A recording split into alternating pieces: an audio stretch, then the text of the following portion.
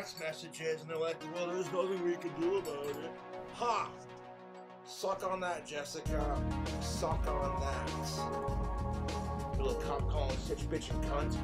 I love how Jessica Boyle can like totally threaten to fucking shoot my autistic ass. And when I call the cops on her, nothing is done about it. I like how she can revenge porn me on the internet. Nothing is done about it.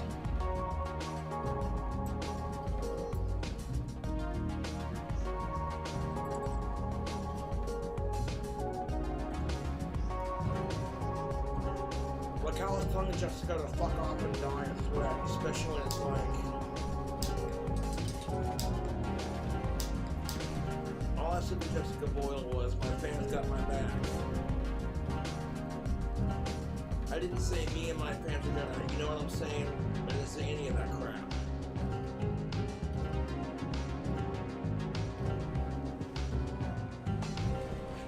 No, Jessica Boyle's the fucking worst.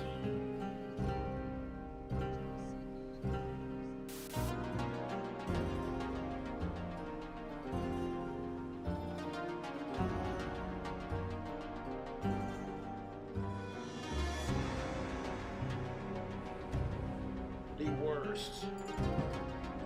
And she's such a fucking hypocrite too. She'll sit there and complain on stream about how she's tired of having the cops call on her for doing nothing. But she's got no problem doing it to me because I won't get back together.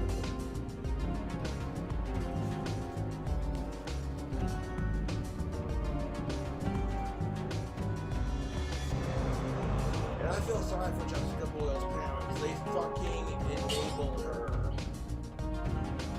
And then there was they put up with it and enable her is because they don't want to fight with her about anything. And it's fucking sad how Jessica treats her fucking parents. It's downright disgusting. Her mother has to remind her, hey Jessica dear, could you not walk around the house in your fucking underwear in front of your father? It's gross and creepy. But she's making all these fucking jokes about, well, you can go suck your, you know, daddy's whatever, your mommy's da-da-da-da. And it kind of makes you wonder.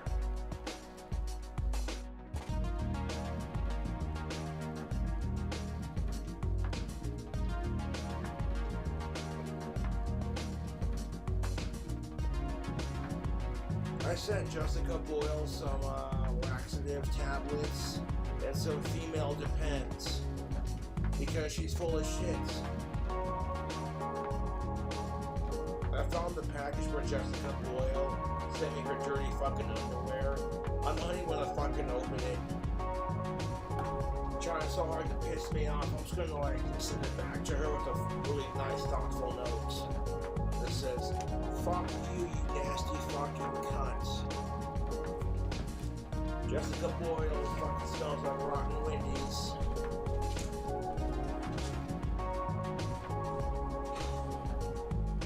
And you know what, Jessica, if you're tired of people piling up on you and trolling you and talking shit about you, then just fucking stop. Make a video apologizing for all the lies you spread about me.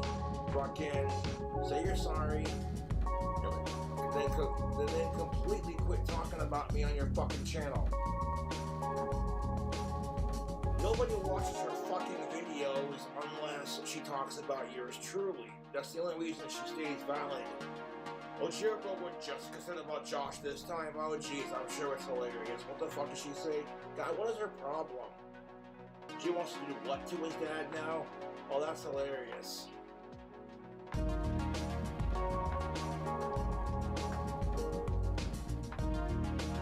Like Jessica Boyle threatened to rape my dad, and I was like, oh, this bitch is nasty. My dad wouldn't touch you with a 10-foot pole, sweetheart. He wouldn't do that. No, you're nasty. He wouldn't touch his son's sloppy seconds like that. Me and my dad are both 4 times your size, so I'd like to see you try it. I don't give a fuck who you are, dude. I don't give a fuck who you are. See anyone trying to do that crap to my family? I'm kicking your fucking ass. The bitch is fucking mentally unhinged and she needs fucking help.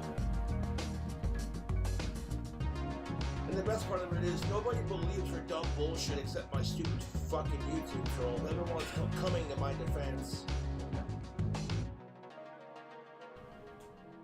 So that's for Jessica right there, the big old cigar lit middle finger.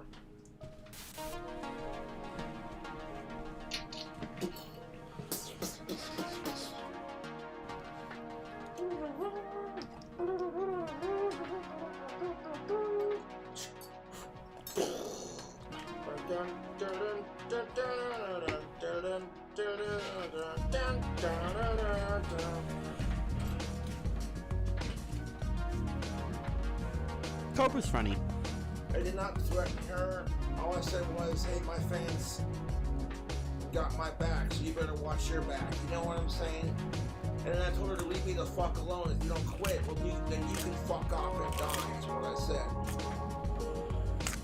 The hell's not a threat, especially when she's the one that started revenge porning me, trying to murder me, and rape my family, and all this horrible fucked off shit. I'm like, Jesus fucking Christ, this bitch needs to be locked up in a mental asylum. Drunken Peasant is about to do a bloody episode on it, and I sure will be watching. Nobody's buying her bullshit either.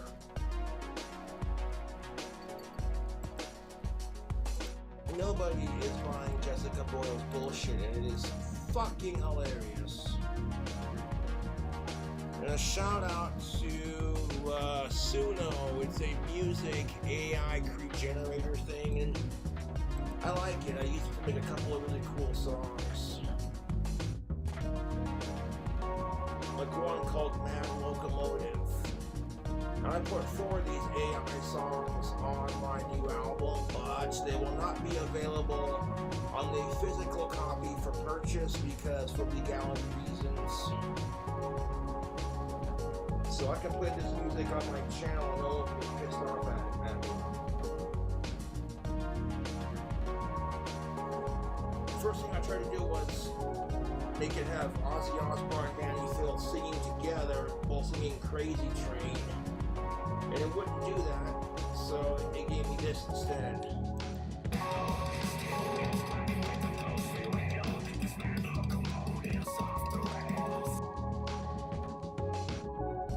Alright, simple. And for the rest of these videos, I'm going to get ChatGPT to write them, and then I'll calculate how much CO2 I produced, and I'll make a donation to offset it. So regardless of each one, I'm going to be in the hole. You know, you got to spend money to make money, man. And the more trees we plant, the more that can be cut down to make some money. Paper, dude. Alright, let's go grab a robot by the neck and force it to write some scripts. So the first script I told ChatGPT to write was a script about the most unexpected house interiors, and I assumed it would write about like real homes that exist, but instead it just made up a bunch of stuff, which I was not expecting. In the script, they wrote about a room with like a full-sized pirate ship.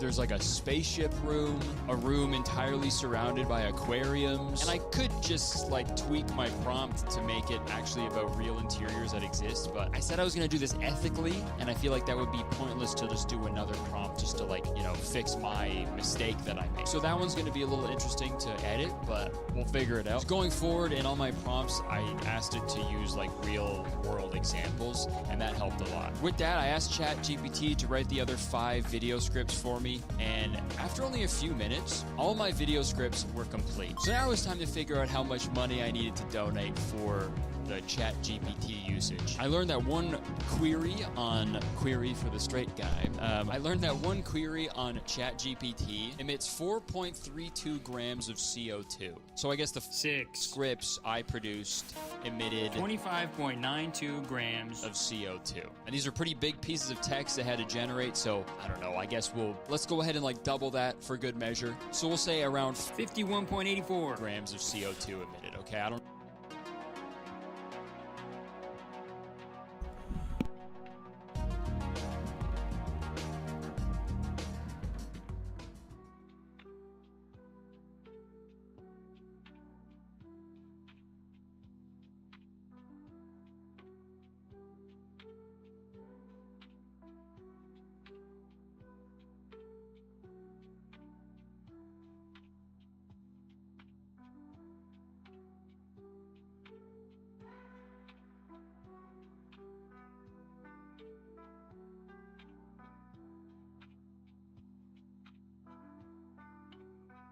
I don't know if that's accurate, but I'm gonna guess that. And sure, let's round up. 52 grams. Okay, 52 grams of CO2. to make all these scripts. And just for comparison, boiling an electric kettle emits 70 grams of CO2 into the atmosphere. So this is pretty crazy that it's that close. After I found that out, I then had to find out how much CO2 a tree absorbs in its lifetime. And apparently it's 25 kilograms a year, which is a lot. That's pretty crazy. So realistically, I just have to plant one tree and I'm chilling.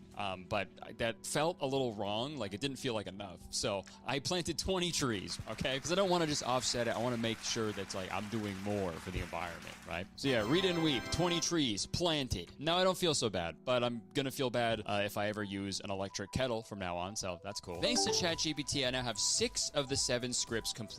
My other one is currently being written by the nice man on Fiverr, which I will then hire a voice actor to read it out. And speaking of voiceovers, I need voiceovers for my other 6 ChatGPT scripts. Text-to-speech has been around for years, so I don't really feel that weird if I use it. Good evening. Like, do you think Microsoft Sam still exists? Can I? Should be good. can We're I gonna be use it? playing some Dead Cells tonight. Microsoft Sam. With a little digging, I found a website that does Listen free to Curtis text-to-speech with a bunch of different voices that actually doesn't use any AI. Just which heard is cool. from And I still think it TV. sounds pretty real. Don't you think? Some of the voices are pretty weird, though. It would be funny if I use those voices, but I'm not trying to be funny. I'm trying to make fucking money, dude. So I spent a few minutes copying, pasting every script into the text-to-speech website, and after about a half hour, I had all the voiceover segments for my video done. And they sound pretty great. Hey everyone, welcome back to the channel. And now for the hard part. I need to edit these videos. Again, I'm outsourcing one of them, so I only have to edit 6. So let's try to edit one really quick. Hey guys, welcome to the editing studio suite. Sweet. So I've got this audio clip here. This is the interiors one. It just made up rooms that don't exist. So this is gonna be a little hard to edit, but this is what it sounds like. Hey everyone, welcome back to the channel.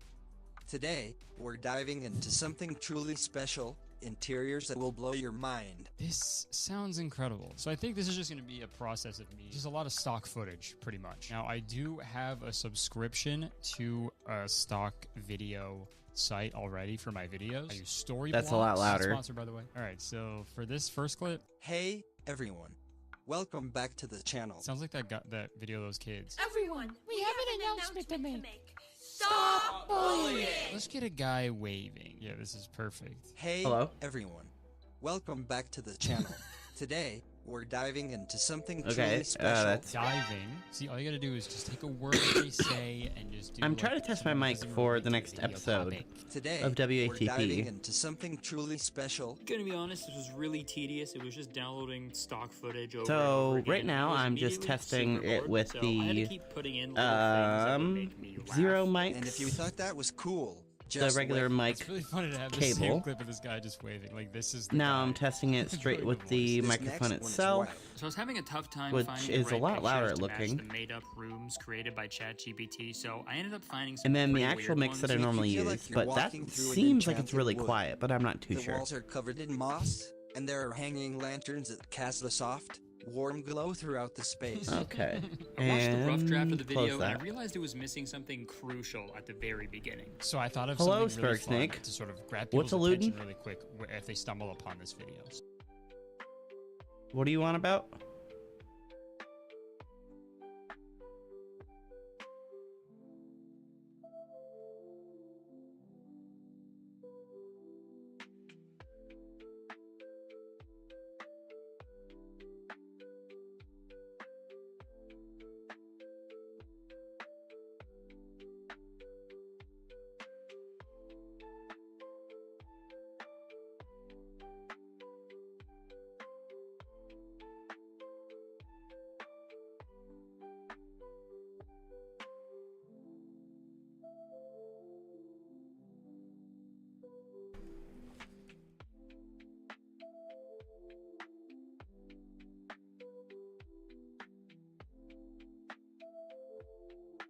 Oh, no.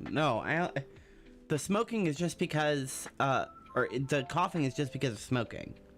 It's not because I'm sick.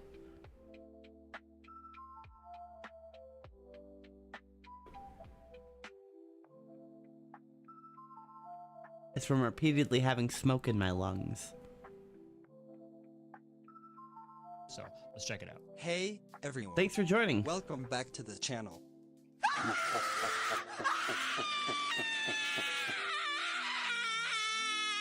Today, we're diving into something truly special. You think that'll work? So this video is all done, I think. I need like a good like outro. So That was obviously I think bad, I'll Curtis. use the logo, right? I'll use our Luscious Listings logo. And then I think it's, you know, it's all about money. So I have like a cash register sound effect that I use. Thanks for watching, and I'll see you in the next video.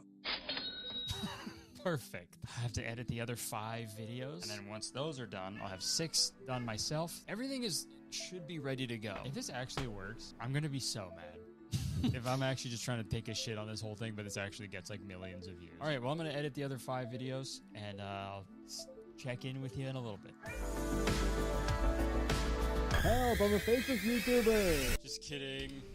So I spent the next few hours editing the next Ugh, 5 this videos kitty. that I He's needed just to so edit, all by over the myself. place, all this over took the a time. lot longer than I thought it was going to take. It was essentially just downloading stock footage for hours and then just putting in some text. So it was relatively easy in terms of like the actual editing I had to do. But it took me so long because I was genuinely so bored. When I edit my own videos, it takes a long time still, but like I don't notice that it takes a long time because I genuinely like love what I do and I enjoy making the videos I make. I am not passionate about real estate whatsoever. So editing these videos was like pulling teeth. Honestly, I probably rather would have done that. Would have been more exciting. When the videos were done, I put them into I should have finished CapCut that so they could have first. those captions that all the other channels use. The captions I did had emojis on them, so that's fun. I also added this like ember effect on all of them that I saw another faceless YouTube channel do because everyone tells you to just copy other people. So that's what I did. After hours of boring, tedious editing, my 6 videos were complete. I then made some thumbnails for all of them and scheduled them to upload next week.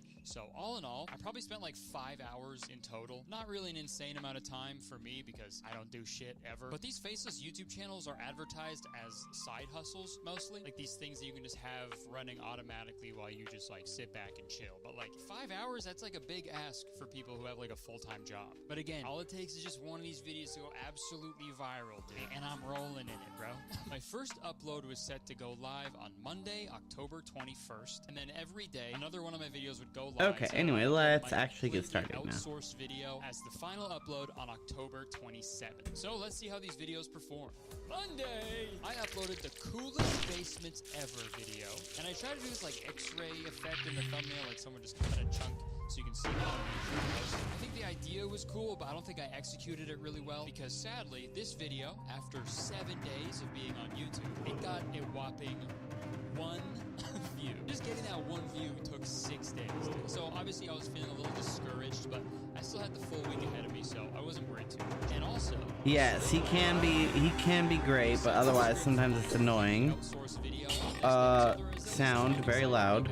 And the script is pretty good. Let's read the intro. What is the most expensive house in the world at the moment? If you're couch surfing or in your parents' basement, it's the one you can't afford. All of them. But if you contemplate taking up that van life, why not fantasize about the houses that actually cost the most money?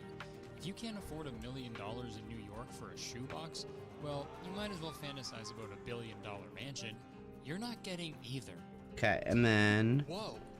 Essentially that translates I need to edit my "What's up, mouse, fucking broke-ass bitch?" 'cause I I'll forgot say to a do little that. thing I like it. Maybe that'll make the viewer feel insulted. See, maybe so I should they'll do this feel the stuff and need to then talk get about high. thus raising the It would help me, engagement. That's honestly. smart. I see the vision. So with the script complete, I found a top-rated voice actor on Fiverr, and I hired her to read the script. I realized like all of these faceless YouTube channels that I've found, they all have male voiceovers, and I wanted to set myself apart from all the other ones and actually have a girl do the voiceover for my video. I went to bed on Monday feeling a little sad about my video, okay, but I kick had through that. high hopes for Tuesday.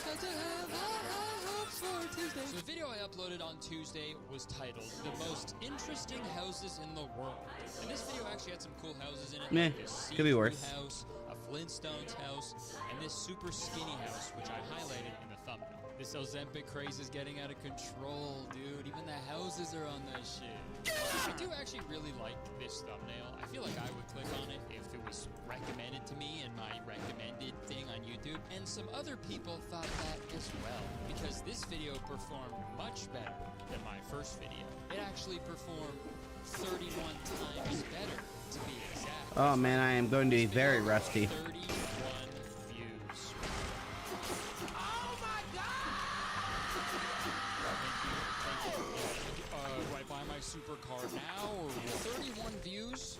equal to about 0.7 hours of watch time. The average audience retention of this video is also 25%, which is fucking unbelievable based on how bad this video is. But regardless, I was stoked. If you guys are curious, the requirement for a YouTube channel to become monetized is 4,000 hours of watch time and 1,000 subscribers. So, after this video, I was only 3,999.3 hours away and still 1,000 subscribers away. It sucks though, because even if I get to that, that's just when I am allowed to start making money. It's like, it's not All right, since I'm rusty, I'll just go with Imagine if, HP. like, a real job was like that. You get hired at like Taco Bell, but you gotta make 400 crunch wraps and serve like 1,000 Baja Blast before you can even start to get paid. I also don't have the wall jump ability. There was a catch on my stack. To top it all off, Tuesday night I received a voiceover from the Flavor Queen, and it sounded awesome. If you can't afford $1 million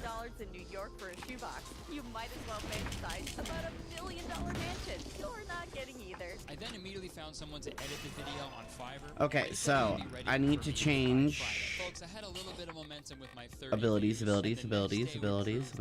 Where Where is it? Wednesday. There we go. So I haven't mentioned this yet, but watching Devin's How to Make Fuck You Money in Your 20s video really inspired me. You know, he's talking about how faceless YouTube channels allow you to live freely. You know, you get supercars, travel the world, you know. And I wanted to experience that lifestyle, okay? So I spent the entire week in beautiful New York City, and I stayed at the iconic Plaza Hotel.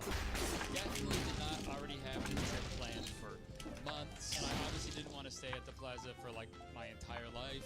I don't like any of those anyway. Guest of the new celebrity Ding Dang Dong stay at the world-renowned Plaza Hotel. Dude, I just booked this trip on a whim because I'm a successful faceless YouTuber. If you're not yet, you gotta live the life you want.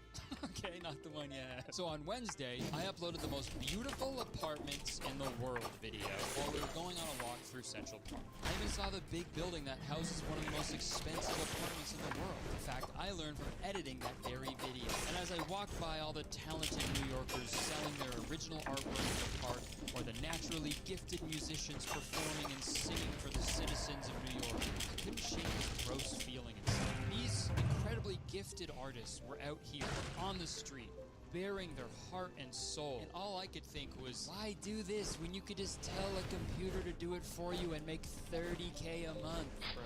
It can be so simple. But hey, to each their own, I guess. As I walked by the artists and exchanged glances with a few, I might as well go. I can't go anywhere each else. other on a deeper level. Were any of these artists one of my 30 viewers from yesterday? There's no way to know for sure. I didn't make the There's no 2 reason to minute think not. Was this speed man limit inspired though. by my video, so he wrote a saxophone solo about it? All signs point to yes. We walked for hours through Central Park, but my mind was elsewhere. All I could think about was faceless YouTube channels. My mind was racing, thinking about all of the possible faceless YouTube channels I could fart out in the algorithm with zero effort. Central Park Stories, a faceless YouTube channel completely devoted to Central Park. The Bubble Bible, a faceless YouTube channel about the history of bubbles. Leaves Life, a channel about all the different leaves you can encounter. The possibilities are endless, guys. But as I sat down and checked my disappointing YouTube Studio app for the Luscious Listings channel, all those dreams withered away. Like a man ordering a chopped cheese the Aki way without a bed. Sorry guys, all that time in New York was really rubbed off on me. I'm walking in. Later that night, I decided to open up my laptop to see how my video was doing. And the most unbelievable thing happened. Somehow, the video received 273 views. Whoa. And 5.8 hours of watch time. It was a miracle. This video also received my channel's very first like. They like me. And with that, That's all I needed incredible. was 3,993.5 more hours of watch time. And still 1,000 more subscribers. But the finish line is in sight, okay? I swear, it's gonna happen, okay? 30K a month can be simple. COVID was a scam. Folks, I could barely sleep that night. I couldn't wait to wake up the next day and see how many more views my video was gonna get. And when I woke up on Thursday, the video didn't get any more views. 273 was the cap. That was the maximum. But I did gain a couple subscribers, and when I say couple, I mean quite literally. I gained 2. 2 subscribers. But I was feeling good after those 2 good days in a row. You know, things were starting to go up, all right? And if it kept going up, by the end of the week, I might even be monetized, okay? Who knows? So that day, I uploaded the most ridiculous houses you'll ever see, and I waited for the views to start rolling. You know, there's such thing as a phone, you silly goofy. No, but I'm kidding. See you in a minute. And I'm still waiting, actually. I'm still waiting for them to roll in because this video flopped like fucking crazy, okay? Since published, this video received 1 view.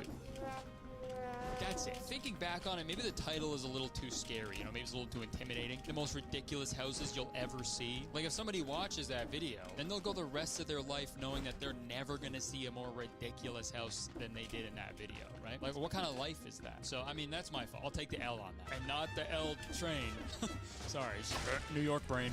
Also, this day was when I encountered the downsides of outsourcing all of your video production to other people. Everyone who promotes faceless YouTube channels, they always say how much easier it is to outsource and delegate and just have a team of people producing the content for you, which in theory, it does sound like it would be easier, but you still need to like oversee them. You still need to like give them notes. You need to manage them. You have to pay them on time. You have to treat them. Like, that's a whole full-time job of just like managing employees, right? I got a message on Thursday from the guy I hired on Fiverr to edit my outsourced video. And he told me that he couldn't edit the video anymore because his subscription to his stock footage site that he uses expired, so he couldn't edit anymore. But I mean, if editing videos is your job, maybe have a subscription to that. But hey, who knows, right? Not my life. I'm not going to judge. So I had to like scramble to find a new editor on Fiverr to get this done in time. And after a bit of searching, I found a new editor and I paid extra for a Rush order. I ordered him to listen to Rush. I'll pay extra. You gotta listen to him, man. Moving Pictures, great album. Also, I think I like this new editor a lot more anyway, because he kept calling me dear, and that made me feel really nice. And with 3 days left, I needed a fucking miracle. But luckily, I had my secret weapon ready to go on Friday. Today was the day that I was going to upload the video titled The Most Unexpected House Interiors. This is, of course, the video with the attention-grabbing intro. I don't know what that was about. Guys, you're not going to believe this. Since this video was published, it received 3 views. I feel really bad for those 3 people. I don't know. I wish I could have hacked their webcams and seen their faces when the clown popped up. I'm just picturing those 3 people wherever they are on Earth. They're still, after watching it, they're just like... Fuck was that? They can never watch another YouTube video ever again. Their trust is shattered. 3 views, man. Fucking embarrassing. At this point of the week, my excitement from Wednesday's boom in views How do I get up there? Completely vanished. It's frustrating too, because whenever these faceless YouTubers post about their channel, it's always showing like an insane amount of views and revenue coming in. But for some reason, that's not happening to my channel. It's almost like they're posting these screenshots just to like entice people to buy their course or use their product. But like that seems unethical, right? Like what? They wouldn't do that to me, right? A fellow faceless YouTuber, they wouldn't do me like that. Anyways, on Saturday, I uploaded the how to buy your first home in brackets realistic video, and it got 7 views. Not a lot of views, but I mean, I can go to bed happy knowing that I enabled 7 people to buy their first home. So that's pretty huge. Where's my commission, huh? Come on, realtors, where's my commission for that? I gotta fucking recoup these losses somehow, okay? I'm in the hole. This was also the day I received my outsourced video edit that I was gonna put out on Sunday. The video was great. The stock footage looked awesome. The voiceover was superb. Number 10, Ellison Estate, Woodside, U.S. Estimated value, $160 million. There was even some cool text animations. Guys, I had a great feeling about this one. The last thing I needed to outsource was a thumbnail. So I went to Fiverr yet again to hire someone to quickly make a thumbnail for me. And I found a guy who said he could make it in a few hours. A few hours later, he sent it over. I took a quick look at it. It looked fine. But when I uploaded it to my YouTube studio, I noticed something terrible. Parts of it started to look a little weird, so I took a closer look at the thumbnail. The windows seemed a little weird looking. The chairs had no discernible shape. This pool shape is insane, and there's like no front door, really. I hate to say it, but this thumbnail was made with AI. I got so caught up in my upload schedule, just getting everything out on time, that I didn't take the time to actually look over the thumbnail in detail to like actually approve it. To be fair, if I actually gave a fuck about real estate and was passionate about this, I probably would have taken a closer look, but I was just trying to make 30K a month, dude. But unfortunately, I was out of time because it was Sunday. I uploaded my fully outsourced video on October 27th, and I waited for the views to roll in.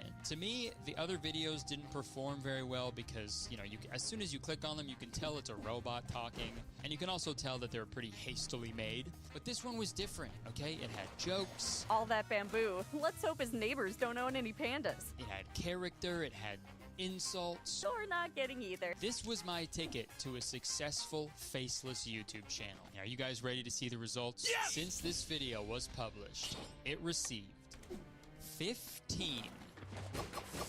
That's it. You thought I was gonna say 15,000. I wish I got 15,000. This whole week was a waste of fucking time. Sorry, guys. Lost my temper a little bit back there. Temper, I hardly know. Let's quickly go over the final analytics for my faceless YouTube channel experiment. So, total number of views, 333. Angel number. Total hours of watch time, 7.5. Total number of subscribers, 2. Fucking shout out to those 2 people, whoever the fuck you are. When I look at the impressions, a total of 7,000 people saw my videos in their recommended or their like homepage. So that's brutal. But looking at the demographic of my channel's viewers, if I would have known it was going to be 90% men, I would have switched up the thumbnails, man. I would have put some fucking boobs or beer in there or something. And look, I'm sure some people watching this are going to go to the Luscious Listings channel. You know, maybe you'll watch the videos, you'll possibly even subscribe to Luscious Listings, thus allowing it to become monetized. And then maybe it will become an actual successful faceless YouTube channel. So this whole experiment will be null and void. But hey, maybe that was my plan all along. All jokes aside, what did you learn? I already knew this, but making money on YouTube is not easy. Okay, it takes a lot of time, it takes a lot of work. I'm also a firm believer in just making videos for the sake of making videos. Dude, think back to like early YouTube. All those YouTubers were making videos because it was fun and they wanted to do it, and they wanted to express themselves creatively. They had no idea that it was ever going to make money. Even when I started, dude, I started on Vine back in 2013. And I made like no money for the first like 5 years. And like straight up, I feel like I'm only successful now because I got incredibly lucky. And I might be wrong here, but people say this all the time. You can like hack the algorithm.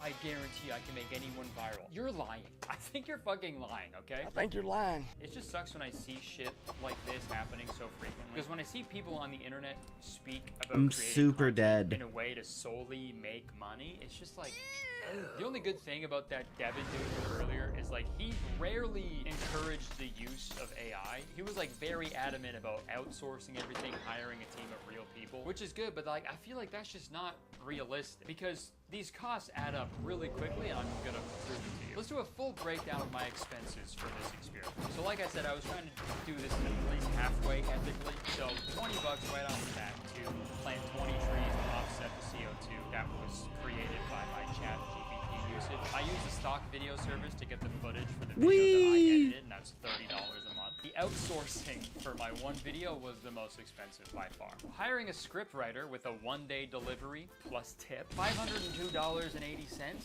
was a little steep. Hiring a voice actor to do the voiceover with a one-day rush delivery plus tip, $374.28. Video editor plus tip, $101.04.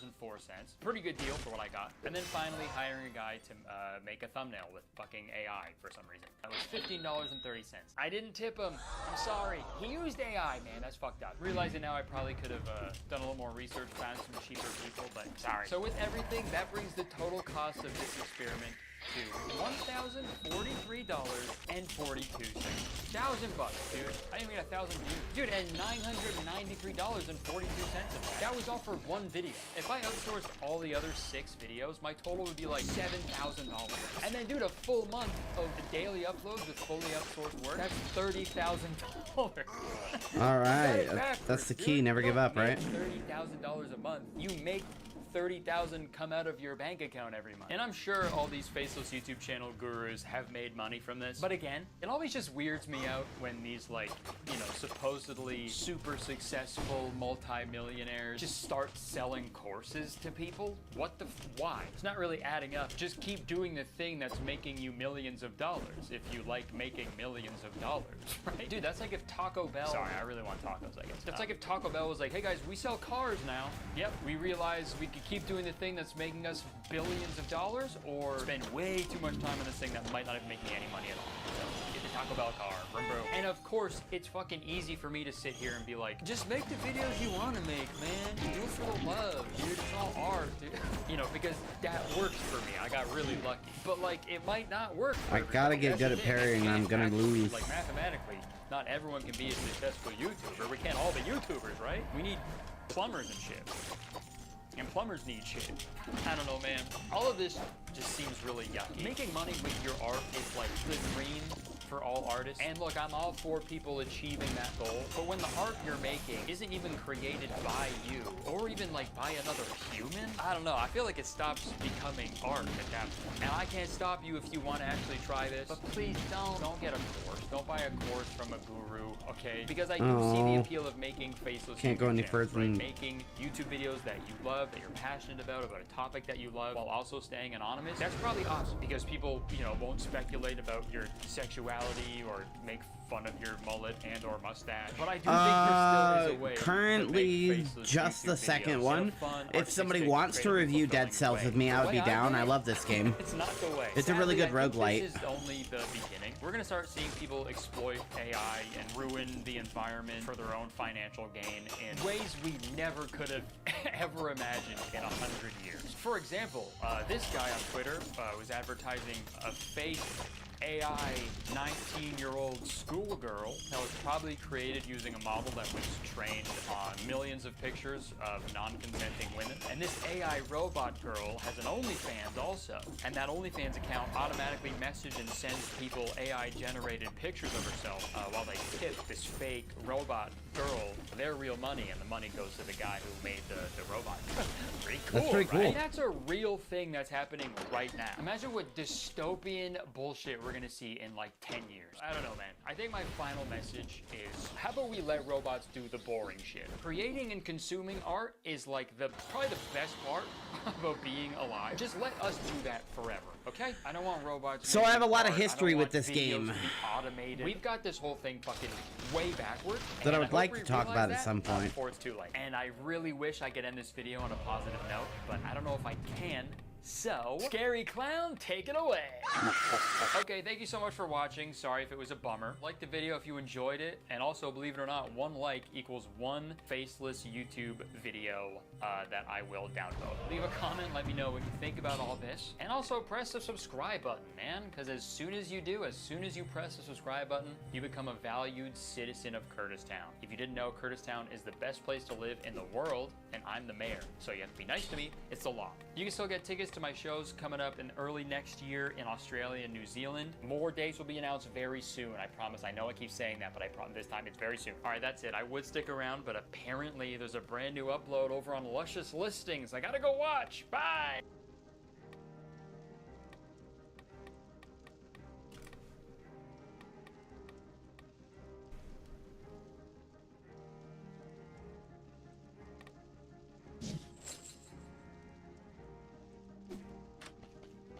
Yeah, and this game is skill-based first, luck-based second. So you could beat the whole game with just the starter sword and starter shield and nothing else. But the game gets easier if you have more upgrades and better gear. And you can get better gear with more luck. Like, there's also like a custom mode where you can like decide what items spawn and which items don't spawn. This game has like a lot of accessibility. Even accessibility options that don't disable achievements. Like right now I'm playing with an increased parry timer, so it's easier for me to learn how to parry. But that doesn't affect me, like, my progress or my achievements at all.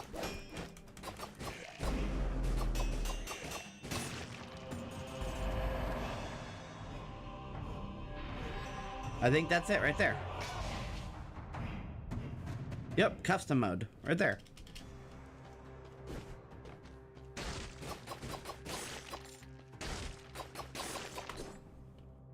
Alright, to the next video. Dancing, sweat, loud music, a bag of powdered sugar, I think. Penguin, pesto, happy feet, Robin Williams accent, and happy feet. Combine these two concepts and you get... Fortunately, you can also Penguin. dodge most things in this game. You're a penguin. But not just any penguin. You're a penguin ninja. Or a secret agent. Chat with your friends. Or go off exploring. Have a race. Or pull cool tricks. Throw huge parties. You can even adopt your own pet puffle. Or maybe just throw a snowball. There's something new and exciting every week. You can start exploring this online world for free. Have fun at clubpenguin.com. Club Penguin is one of the most interesting games of all time in that it's extremely important for a specific group of people and has mostly disappeared from pop culture. There isn't an exact time frame you needed to be born to enjoy Club Penguin, but if we look at the teen boy musician statistics, if you fall somewhere in this zone, starting with the Aaron Carter, Jesse McCartney era, moving all the way through the days of Justin Bieber and the Jonas Brothers, skipping somewhere near when Zayn left One Direction, you've probably visited Club Penguin Island at some point. For those who are unaware, Club Penguin was a point-and-click social experience for kids in the late 2000s. Kids could create their own penguin, play mini games, buy clothes, own I a forget pet, how fucking decorate an igloo, and fast much his more. attack Now, is. we played the shit out of Club Penguin when we were younger, so allow us to take you on a tour of the island. First, we have the cultural hub of Club Penguin Island, Town, featuring a nightclub. Did we put music in? A coffee shop to start the day. Something smells good. Could be the coffee. A gift shop for clothing and accessories. Looking to relax by the water? Perhaps visit the lighthouse, the dock, or the beautiful lakeside. The Plaza is another social hub on the island where you can make friends, and also maybe in 2006 you chatted with another person and had your first official girlfriend in Club Penguin. And you never spoke again, but that also means you never technically broke up. So that's a little confusing. It's also home to the Pizza Parlor, which is the location of this iconic song.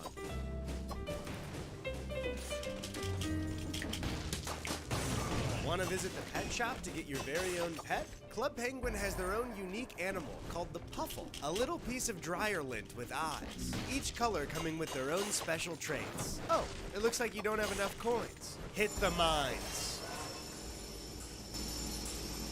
You're also given your own igloo to come back to after hitting the town, and it's nice to come back home after... Oh my god. I didn't know we were still together. Thank God there's hang time. I almost fell there. I'm with someone. We've been together for like 4.5 years.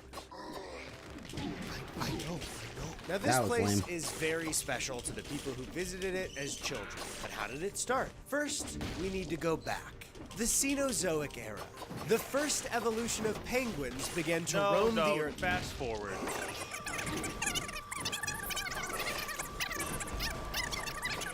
The original idea for Club Penguin came from one man in Kelowna, Canada named Lance Preed. In the late 1990s, Lance had a business developing flash games for his website called rocketsnail.com. And one of those flash games was called Ballistic Biscuit, which very closely resembles one of Club Penguin's first mini-games, Hydro Hopper. According to his website, sometime in 1999, he was attempting to make a massive multiplayer snowball fight game called Snow Blasters. The plan was for it to be a free MMO snowball war with thousands of concurrent players at one time.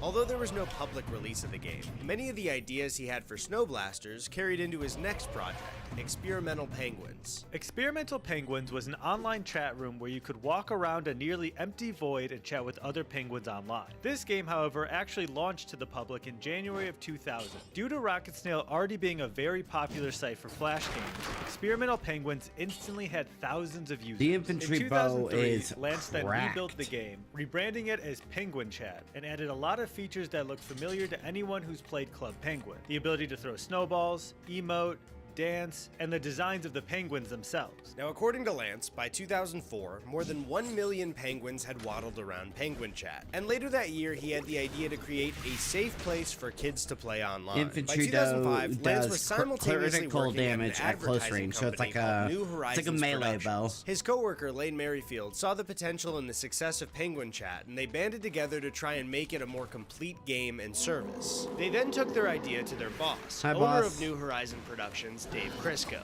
We pitched him. It took about 2 hours, and at the end of the pitch, he looked at us and he said, I have no idea what you guys are talking about. None of this makes any sense to me, but I've never seen either of you this passionate. Ow, forgot about that.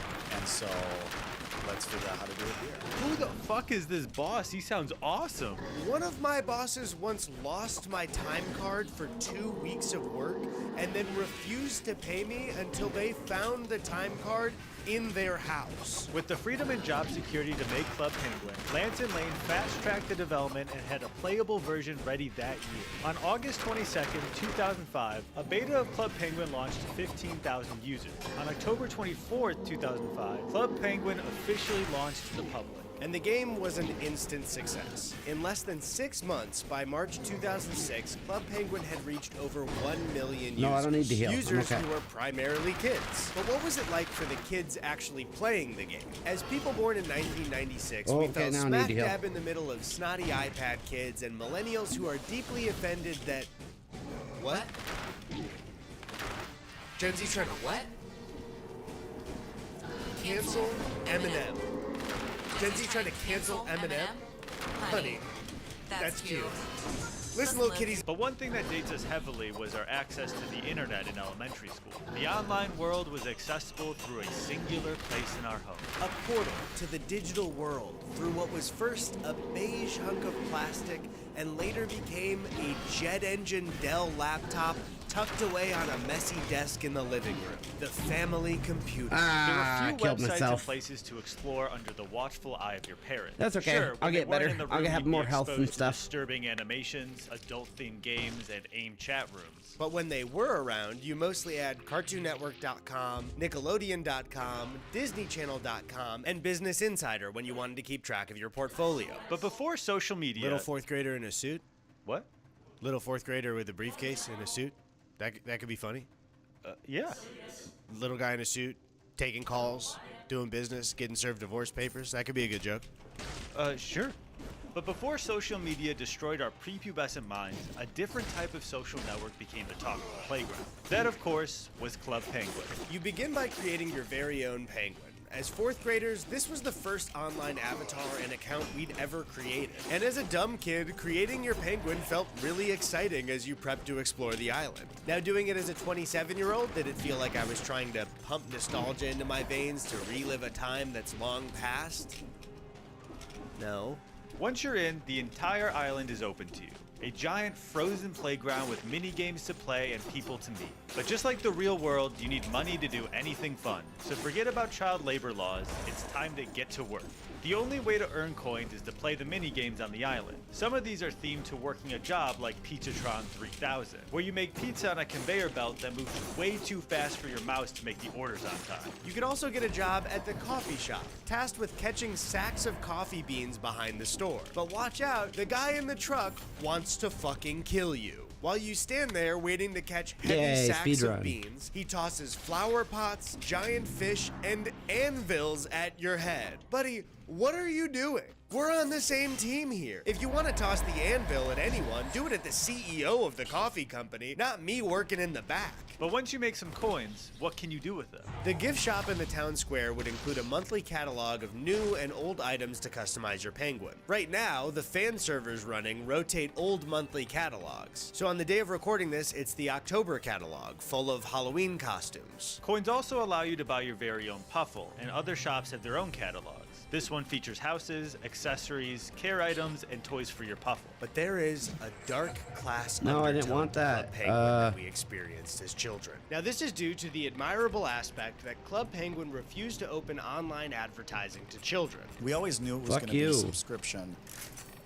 even from the beginning, because one of our core beliefs and core values was around not advertising to young kids, you know, especially when they don't understand the difference between what's an ad and what's not. But Club Penguin was a website that needed revenue, so they set up a membership system within the game. $5.95 a month, and you could earn yourself your very own Club Penguin membership. So those catalogs we mentioned with all that cool stuff, basically everything was locked behind a Club Penguin membership, leaving non-members to wait for special events and free items to allow themselves to customize past their basic color. Even the entire Igloo furniture catalog was locked behind the membership, so customizing your Igloo was a membership-only feature. Now as adults, we actually prefer this business practice for children. Let kids with rich parents fund the free game so it can continue to be free and ad-free for every child. But as kids ourselves in 2006, you'd need to clear 2 Herculean tasks to become a member. 1. Have parents that would shell out $5.95 come on, I a definitely month parried just for that. you to get a cool jacket in the cartoon Penguin game. And since we were fraternal twins, that charge instantly doubles to $11.90 a month. There was absolutely no chance in hell our parents were going to pay $142 a year, $227 adjusted for inflation, just for us to be a unique shade of blue in Club Penguin. Number 2. This was also the mid-2000s. Oh, I before completely streaming forgot about service these subscriptions, guys. Before everyone had an Amazon Prime account. The concept of You entering learn. your credit card info You learn by online fire. or any information about yourself was terrifying to parents. So for most kids, the game sort of had a class system that resembled their real-life parents' socioeconomic status. Members even had access to exclusive parties within the game that those stupid fucking loser non-members couldn't go to. Entire areas would be locked off from you if you didn't join. Like during a holiday event, if you try to get into the new bakery kitchen, you'd be stopped by a pop-up message that reads, "You must be a member to enter the bakery kitchen. We'd love for you to join." As a member, you can serve cookies wearing a special apron, bake a deluxe gingerbread igloo, and join the bakery staff. I want a special apron. I want a deluxe gingerbread igloo. In a way, Club Penguin was hitting us with the same financial issues that we were dealing with socially. Like when one of our upper middle class friends made fun of me when he found out the only Hollister shirt I owned came from Plato's Closet, a secondhand store. It's the same shirt. It's the same fucking shirt at a lower price. That's just good business. I'm just kidding, that's not his real name. Or is it? One of our that's friends, fine. who like us normally never had a membership, This helped me get asked for it as through a the gift game for his faster, birthday, though. and we were so fucking jealous of all the cool shit he had. His igloo was full of furniture and customization, while I was stuck with these boring, white, insane asylum walls. At least give me a Bob Marley poster, a Pulp Fiction poster, anything. Sorry guys, Tony just texted me while sitting right next to me and said Tony needs a brand new igloo in the Hamptons. I guess a quick word from our sponsor. Hi, I'm Tiny Tony, and Incogni paid to be the sponsor of this video. Tiny Tony hates the fact that everyone's personal data is being bought and sold by data brokers behind the scenes. Data brokers sell this information that results in targeting you with data brokers. robocalls, AI voices mimicking Boo. people's family members, and some data brokers have even been charged with conspiracy to commit mail and wire fraud for intentionally supplying data lists of elderly and vulnerable people to scammers. Tiny Tony will not like that. While data brokers affect everyone, people search sites are an issue that's particular to the US, and they come with their own set of risks. Anyone can access your personal information using people's search sites. It doesn't include just marketing companies, but also potential employers, landlords, or bad actors.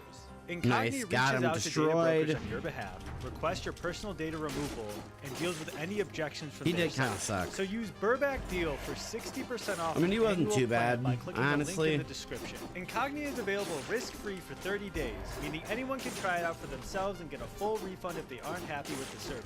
Once again, that's code Burback Deal for 60% off, link in the description. Okay, back to the video and have a tiny day. One of the most unique parts of Club Penguin, especially so early on, was in how the world was constantly changing. And a lot of that change came in the form of events. I remember them teasing the first fall fair by leaving crates of decorations in the lighthouse. New Horizons would constantly tease future events through Easter eggs in the world and in their in-world newspaper, the Club Penguin Times. What's crazy is that the Club Penguin Times actually did real journalism. Fuck and you. broke a lot of important news. While we were recently playing one of the fan servers, they were running the fall fair, and it completely transformed the island. The town was covered in new signs and lights. There were new areas added, like a circus tent where Puffles performed a show, and a Ferris wheel that gave you a view of the whole island. I even had a beautiful moment with another player.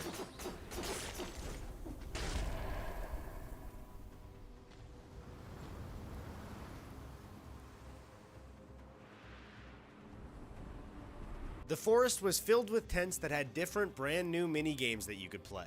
I used to love the fall fair as a kid. It was really fun to have added mini games to the game I was already logging into all the time. And playing those games would give you tickets that you could then take to a prize booth and get customizable items for your penguin and igloo. But there were two massive draws to these events when we were kids. The first was that these were full of free items for non-members. So if you That's a weren't a reference rich to an kid, this indie game wasn't that I just don't a know about. seasonal item. This green apple costume would have to be one of your main outfits all year. And the second was that it was a really simple and fun way to spark the imagination for kids playing. Imagination and play were actually a huge part of the daily gameplay loop of Club Penguin. Walking into the pizza parlor in 2006 would reveal kids pretending to be customers, pretending to work behind the counter, pretending to be waiters, because the gameplay outside of the minigames was a social experience for young kids. And what would young kids do if they were given the set of a coffee shop or a gift shop? They play pretend.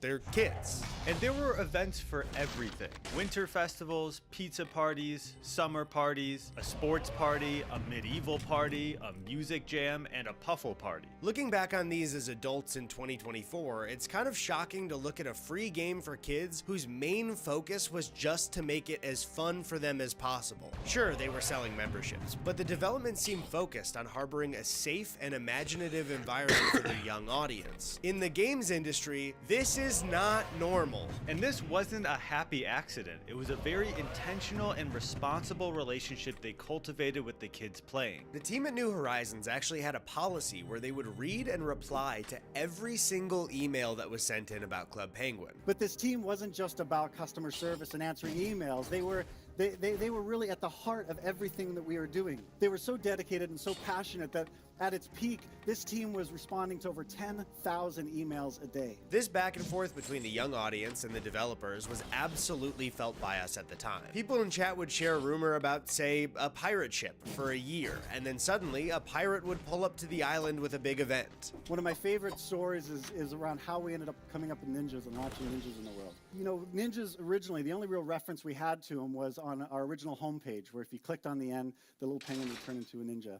That was it. But kids, regardless, kept coming up with ideas and stories around, you know, every time we'd have like a bug in the world or there'd be a little glitch, I bet it was the ninjas. This spawned a multi-year back and forth between the kids who played Club Penguin and the team making it. Kids would joke about a ninja doing something in the game or create a rumor about them, and then suddenly the developers would put in an Easter egg about a ninja in the game. And after years of back and forth of this community-wide inside joke, they turned it into a fresh and new part of the game. And the best example of this is Club Penguin's most popular update of all time, Card Jitsu. Card Jitsu is unlike anything else in Club Penguin. To top off the years of ninja rumors, New Horizons created a competitive card game with a full ranking system. It's sort of like a complex game of rock, paper, scissors. Cards are either fire, snow, or water. Snow freezes water, water extinguishes fire, and the fire melts ice. If both players use a card with the same element, whoever has the higher number value card wins the round. To win, you either need all three elements in different colors or one element in 3 different colors. Playing this again was actually a really fun time until we finally progressed to the ranked mode. Tony won our first match, which placed him in a higher bracket than me, and no one else was on the fan server playing ranked, so we just could never play a game again. In the summer of 2006, another cool update arrived to the island and quickly became our favorite part of the game.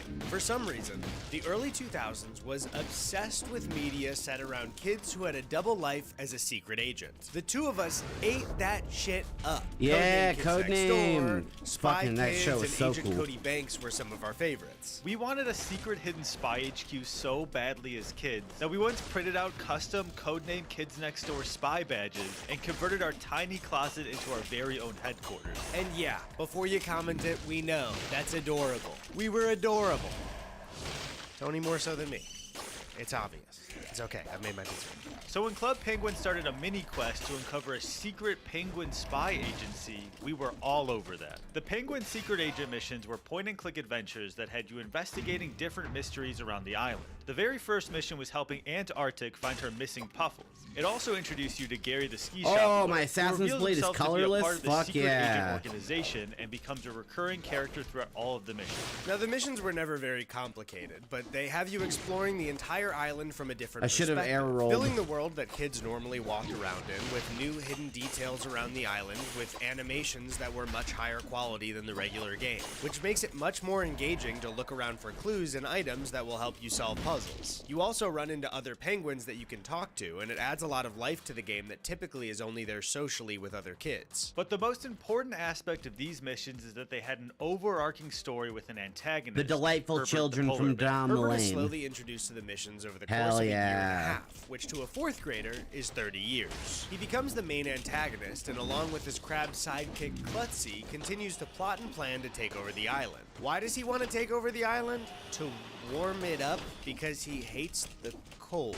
Yeah, Herbert, no need to plan, buddy. I think the human race has got you covered on that one. After years of missions, things escalate to eventually causing hello. an island-wide blackout during Inflicts Operation criticals Blackout. all We had the stopped time? playing at this point, but with some Okay, research, well, it looks I like mean- he kept trying to fuck everything up. He kidnapped Gary in 2012, hashtag Oh, but Gary my blade 2012. was He was way Darth more Vader at one damage point. if I I don't know, man. backstab. We were too old for this stuff. But if you really want to beat Herbert, just keep generating AI But this images, does more and the damage data from the centers that front. give you Mario drinking a beer and smoking a cigarette will melt Herbert's I habitat think I'll right stick away. with the blade. By 2007, Club Penguin had become a household name, specifically for households with kids aged 6 to 14. And on the business side, the membership model was a complete success. So much so that it sparked the interest of one of the biggest companies in the world.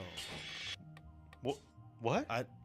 Sorry, I don't know. That was supposed to be Mickey why is Mouse. it me? I don't know. That was supposed to Why be is it Mickey. me? On August 1st, 2007, Disney announced in an earnings call that they had purchased Club Penguin and New Horizon Interactive for $350 million. Disney CEO Bob Iger told investors on the day of the purchase, "This acquisition is consistent with our strategy of leveraging technology to create and deliver high-quality entertainment around the world and our commitment to investing our capital to generate growth and value for our shareholders. I can feel the Disney magic already." Now, $350 million is a lot of money. It's like the revenue from 2 of our videos combined. According to Disney at the time, since its launch in October 2005, award-winning Club Penguin has grown to more than 700,000 current paid subscribers and has achieved this remarkable subscriber and user growth with very limited marketing efforts, relying mostly on strong product and word-of-mouth awareness among kids. This site has more than 12 million activated users, primarily in the US and Canada, and is one of the fastest growing online destinations for kids ages 6 to 14. Disney had already been Oops, trying I rolled to break right into over this those market spikes. with their own online worlds, like Toontown, Pirates of the Caribbean Online, and Pixie Hollow. But you're Disney in the 21st century. If you can't compete with something popular, just buy it. You can buy anything. One day you'll own it all. The Mouse lovingly described Club Penguin in their acquisition by saying, "The site features animated penguin avatars that inhabit a snow-covered virtual world, converse with other users, participate in group activities, and create and furnish a virtual home with currency earned inside the game." Sounds dumb. Yeah, don't explain it so fucking boring. I don't play it anymore. Under Disney's reign, the world of Club Penguin continued to grow. More minigames were added, new locations, more agent missions, and regular updates continued as it did before the acquisition. But at the same time, the player base began to decline. Speaking from experience, we just got older. In middle school, we got an Xbox 360, and Club Penguin Fuck started yeah, to feel like a 360. stupid kid game for babies. We were men now.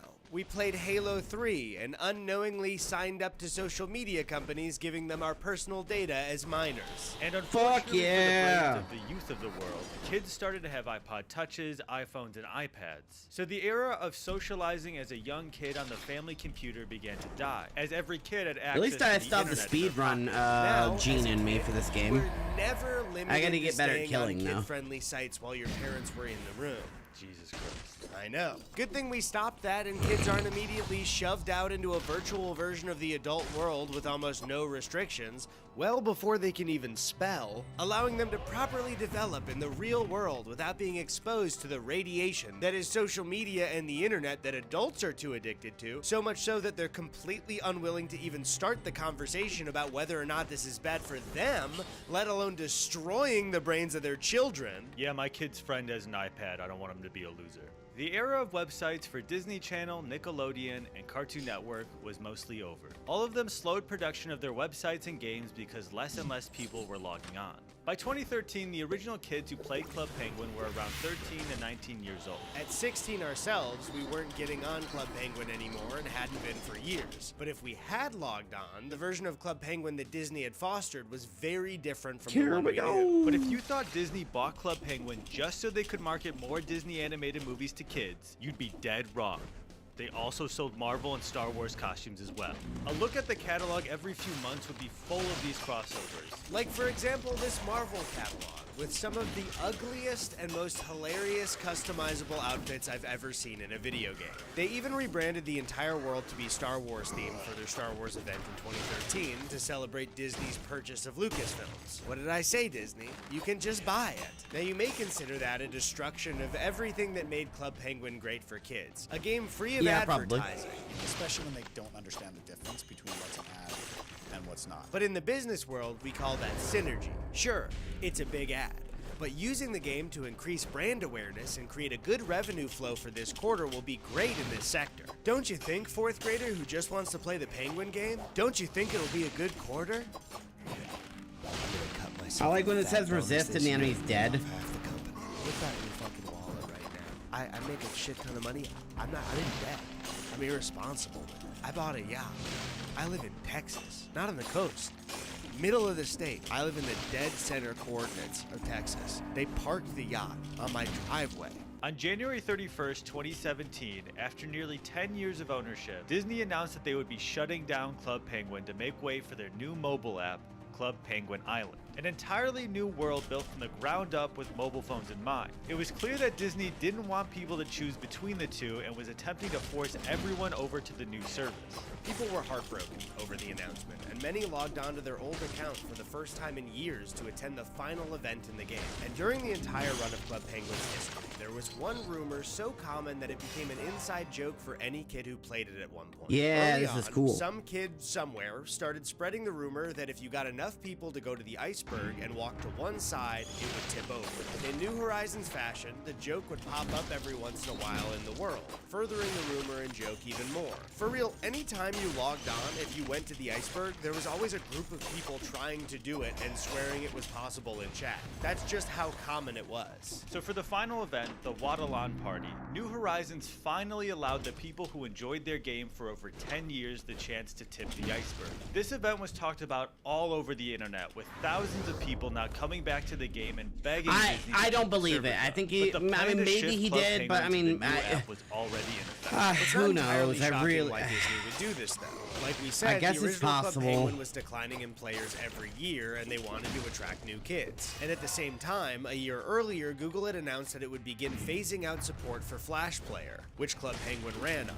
So as times rapidly changed and the bones of the original game was going away, this seemed like it would be a pretty ridiculous. decent move. That being said, Club Penguin Island was ugly. The designs of Club Penguin didn't I just lost my kill streak for nothing. Just one look at the town square or the island as a whole made it very clear that they had shifted the art style to be more fantasy. Original Club Penguin before Disney makes total sense from a design perspective to anyone trying the game for the first time. Penguins in the cold snow, a town in the winter, a ski resort, an ice rink, makes sense to me. Fantasy seems like a whole new thing that doesn't smoothly work with the theme. The camera was also clearly designed to be as easy as possible for everyone to use, but I ended up fighting constantly just to see. So I can never look where I want to and I can't see where anyone is. Compared to the original where there was only one view, so you could see everyone that was in the room with you. Can you tell me where I am right now? Because I can't. And all of the penguins talk now. In fact, they won't shut up.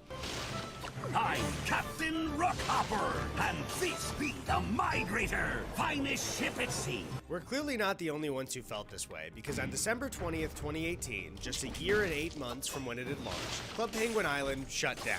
And for Disney, that was basically the end of Club Penguin. The official website is gone. The These YouTube guys are channel cracked. was They really got to wiped figure and out how to fight the deleted. slammers. It's as if it never existed. Keep in mind, like we've explained, this wasn't a project that Disney started and then wiped from existence. It's something that they bought, made their money, and then decided it was too good of a property to sell, but not good enough of a property to pay attention to. So it got pulled from the shelf and locked away in a dark room. Alright, and we're gonna go do that boss fight But there was a again. generation of people who had Club Penguin as a part of the best years of their childhood. And if there's one thing that gets people excited, angry, or both at the same time online, it's nostalgia. It became clear very quickly that millions of people were deeply unhappy about Disney shutting down Club Penguin forever. There's even a YouTube video with 17 million views showing the final moments the servers were live. Disney, however, is a billion-dollar corporation, and they have tons of properties and businesses with millions of fans. So when an audience that could sustain a small games company for a lifetime makes noise to a titan like Disney, they just don't have to listen. But the Club Penguin community survived with the rise of private servers. Club Penguin private servers are versions of the game independent from Disney that are run by fans. These unknown people were able to save a lot of the art and assets of the original Club Penguin and recreate the entire game on their own private servers. As of writing this video, there are 17 active Club Penguin private servers. Each one is run independently with its own code, moderation team, rules, and even the specific Club Penguin era it's in. Some servers look like Club Penguin when it shut down, with all the Disney additions and cross promotions. I always forget that he can still do that move even while it's CC'd. The golden era, more around when we played it as kids. Some even add their own content, create new events, and add quality of life features that the original never had. One of the servers that had a quick rise to prominence was Club Penguin Rewritten, which immediately started being developed by 3 college students when Disney announced the end of Club Penguin. The private server actually released a month before the original game even shut down. It seems that the community interest for Club Penguin, sparked by the threat of its erasure, had pumped new life into the community. And when COVID quarantine hit and all the older millennials and Gen Xers were making bread or some shit, younger millennials were headed back to Club Penguin. At its peak, they were getting 30,000 signups every single day. They even held new events like a concert for the real-life soccer mommy. So Club Penguin survived. It's doing well, and best of all, memberships are completely free for all users so they can enjoy the game like their rich friends when they were kids. Sounds great, right? Well, not exactly. Before you run to any of these fan servers, we need to warn you. Without a major company behind the game, there isn't the best guarantee that your email and password won't be leaked at some point. Security online costs money. Running game servers costs money. And to cover that cost out of pocket as a fan would be an insane personal investment. This forced the people of Rewritten to make the biggest mistake you possibly can on Earth when dealing with running something as a fan. They tried to make their own money off something Disney owns. To offset server costs, Club Penguin Rewritten tried to run ads on their website, but the second you make a single fucking cent on something that Mickey Mouse owns, they will make sure that you eventually pay for it. Rewritten had been running ads for about 5 years when the London police arrested 3 people involved and seized the website on suspicion of distributing materials infringing copyright. Now don't get us wrong, it sucks that Disney shut down the original Club Penguin. It also sucks that the only place to play it is on a fan server that Disney also shut down. But like, it is a crime, though. Whether or not you agree on the copyright law for sure, but like they were aware that they were infringing on the copyright when they were running the fan server. There's just kind of the hope that Disney would be chill about it, and Disney's never chill about it. Historically, they're not very chill about these things. We wish Disney would just sell Club Penguin to a company interested in running it. But when that process hasn't gone through official channels, you just have no clue who's running the fan website and what their intentions are. The real problem comes when you have a game that targets kids, run by people who are fans, who are not equipped for the responsibility of maintaining a safe environment for them. Original Club Penguin is famously the most moderated website maybe in history. Every kid got banned at least once for trying to say damn. And it's not just moderation, you're also giving your personal information to a random fan server. Just while making this video, I got an email from one of the private servers that all the info I used to sign up had been compromised. Thankfully, I used a fake email for my March of the Penguins account. And this just shows how much constant effort goes into keeping something like Club Penguin a safe space for kids. The original game was built from the ground up on the very idea of safety. Lance and Lane's original 2-page pitch to make Club Penguin even includes that idea as the very first bullet point. And there's really nothing like Club Penguin today. The only two that you can really make a comparison to in Yeah, popularity Nintendo's are number maybe 1, Roblox Disney's number and 2. Fortnite. You're right, Roblox 100%. is a child safety hellscape. They are constantly being investigated for harboring communities that are unsafe for children. Like shit that's so bad that we can't even say it in this video. A lot of people now have tons Wait, of no, happy memories playing Roblox with hold their on, I friends, have but it doesn't Fatal have the same Falls. focus Hello. on keeping the space fun, safe, and imaginative for children playing. Hindenburg Research released a scathing It's not report installed. that included them saying, It's not Overall, installed. we think Roblox has It's not adopted the Silicon Valley installed. approach of growth at all costs. Whether by misleading or outright lying to investors about its key metrics, or by opening its platform to dangerous predators and illicit content unsuitable for children. Just because you are slaying in Dress to Impress doesn't mean that there should also be a 6-year-old hanging out there with you. Fortnite, however, is a much safer Look at place this online shit. for sure. But another reason Club Penguin was so special is because it didn't shake down kids and their parents' credit cards so I constantly. have the DLCs, The game but they was free, weren't and there was a installed. membership like Fortnite's Battle Pass, but it was $6. On top of that, there were constantly free items given to you in the game. I never had a membership, and after years of playing, I had a bunch of customizable items. The Fortnite Battle Pass is $9.50 a season. Adjusted for inflation, that actually comes out to something pretty similar. But that doesn't give you an open door to every item in the game. Most skins in the item shop are $15 to $20 each, and that's not if you want to get a bigger pack of items. Do you want the Iron Man skin in Club Penguin? That'll be $6 for 1 month, and you can buy it with in-game coins. You want the Iron Man skin in Fortnite? That's gonna be $15 just for this item. If you wanted to get the customization that you could get from Club Penguin memberships in Fortnite, you would be spending thousands of dollars a year. But original Club Penguin also couldn't avoid the temptations of squeezing money out of the children playing. The business was simply too big, and once Disney bought them, the focus was no longer just a safe and free place to play online that could thrive financially through its memberships. It had to make even more. So what we can look back on now I have is this a poster pocket on the of wall time right where there. was a moderated, fun, free website that a kid could access. That's how on a much I like that supervised DLC. family That's how much computer. I like That this website game. was simply too successful for its own good and caught the attention of the biggest entertainment beast that the world has ever seen. And this was a game that wasn't made for or ready to transition to a younger generation on their phones. It's unfair to people born after us that they were given an iPad as a young kid. It's also unfair that people our age were sucked into social media right as we hit puberty. But that just seems to be the world that adults have created for the kids who inhabit it. If it's not making Why a is this ton like of money, this? what's good for kids generally is not incentivized. You can see it in things like Roblox and in Fortnite. The purpose of this video is not to say that things were awesome when we were young and what kids like now sucks. Club Penguin was a special pocket of something really cool that doesn't seem to be possible today. And that is why,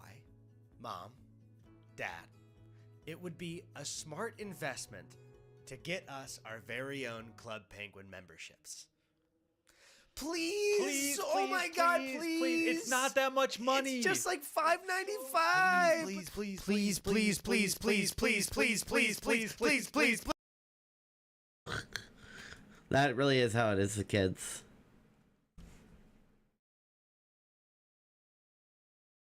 Do you have a suggestion of anything to watch tonight?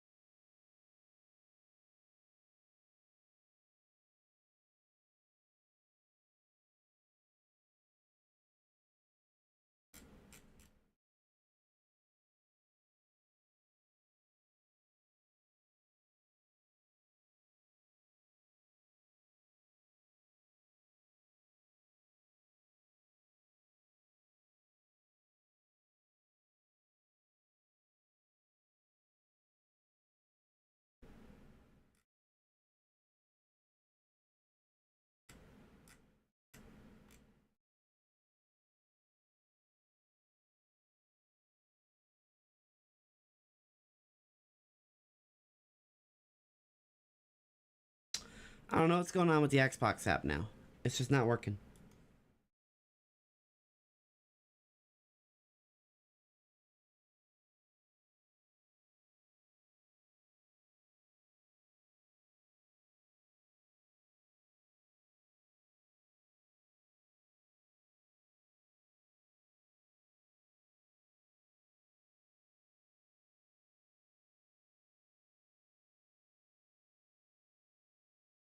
Why don't you send a link?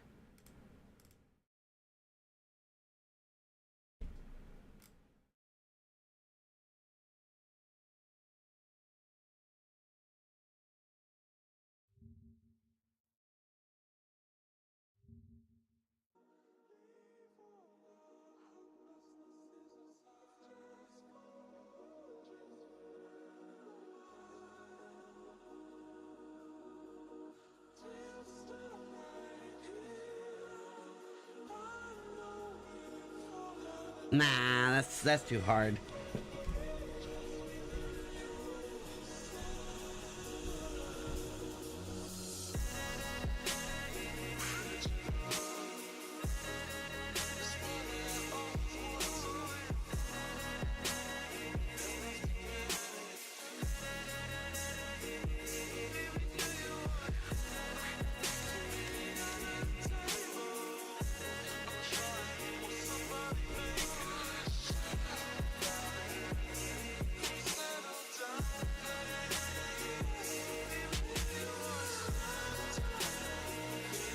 Why is this happening to me?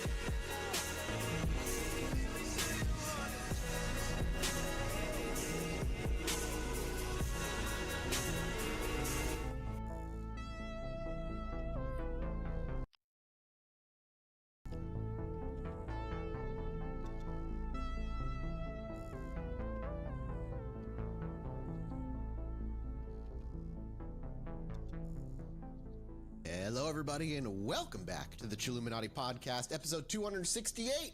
As always, I'm one of your hosts, Mike Martin, joined today by the John Bell and Kate Batts of LA. I'm being bullied by Game. Oh, Bell and Batts, my favorite comedy duo. Bell and Batts. Those names will make sense to you by the end of the episode. Oh, all right. So I took a wild swing and clearly whiffed. No, not an actual comedy duo this time. I tried. I figured. For all those who are not on the Patreon tier video, Alex played purely to the camera, and that translates real well to podcasts. You asked for this, viewers. Yeah, who wants to be Bell and who wants to be Bats?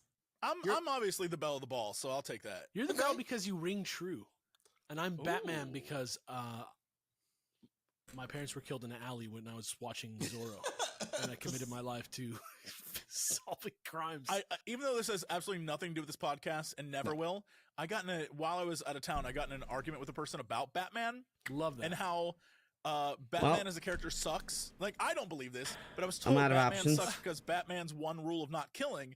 And I was like, it isn't. No, Batman sucks because he's a billionaire. I was like, it isn't because he just doesn't want to kill people. It's that he knows if he kills people, he'll only ever kill people, which is why he doesn't do it, because he doesn't want to be a villain like the people he's stopping. Like, comic it's book not that nerds. complicated. And they were just like, it's so dumb. Like, what a stupid character choice. I'm like, It's just It's so wild to stare a living myth in the face, like one of the only things that humanity has created in the last several hundred years that like somehow has like impacted culture and mythology, and to be like, it's lame that he doesn't shoot people. It's like killing the Joker. The Joker. Well, that's what the Joker I'm gonna give wants. up on that, I guess. Like, killing the Joker is the Joker winning. That's exactly what the conversation was about, was the Joker brutally murdering people again and again and again. He's and trying to get killed him. Batman. And I wanted to be like, Jason Todd literally tells this to Batman. Like, just kill the dude already. And Batman's like, I can't, because if I do, I won't stop killing. There's I was like, literally... it is there already. There's literally a character in Batman called Ghostmaker who literally is the same exact background as Bruce Wayne. Like a guy who grew up rich and is like, has resources and is fighting crime, except he kills people. And it's obvious what is different about him than Batman, and why it, like, you would not be like, You don't have to defend them. Batman is if you just cut the head off of every single villain. I recently just watched Death Note, and I don't, whoever that person is, I don't want them having a Death Note because that's scary. Holy Like, shit. They think Batman should Holy kill, shit. They shouldn't own a Death Note. Ghostmaker would The game just he would launched. bankrupt the big company. Yeah, he'd be like Light and just sitting in his room writing names Yeah. for hours and And by hours the- and hours like, and crazy, hours. crazy thing about Death Note. Alrighty. Light is not the hero. Spoilers. No, he's a pure, Guys, he's not a good person. He's a pure narcissist. That is all he is. His, And then his ending apparently in the, there's a second half of that show too. Yeah, there is. Crazy. I actually, watching it again, I really enjoyed it more, the second half, more than I did the first time, when the shock, I think, just ruined I was the a hater second the half. first time for sure. Yeah, I was just being a for hater sure. because I liked the best There Sherlock we go. Holmes cat and Yes. mouse game ever. Yeah. Absolutely agree. But that's not what today's about. Today's about patreon.com/podby. No, That's slash Chilluminati. Pod by Night, a great That's the podcast different about vampires. podcast I do. They just finished their first season. Their first, not My their first season, series. but they're a huge. They just finished a huge storyline. Go check them out. Go support them. It really means a lot to them. Go support this show. Actually, Patreon.com/podbynight. Go listen to Mathis' Okay, show. I believe Jesse Cox was on there. I heard that was good. He was. Yeah, he was great on there. Me and He Jesse played have a a show human. about Star Wars as well. He did. You should go listen to that. And those are the only Patreons you have to support today. You don't have to go to patreon.com/ChilluminatiPod today. Not if you don't want. I'll give you guys some But options. if you did, and let's say you were like a rich prince, like man. like one of the Habsburgs, have you we just got happen a to have website money. for you? Yeah, wow. Yeah.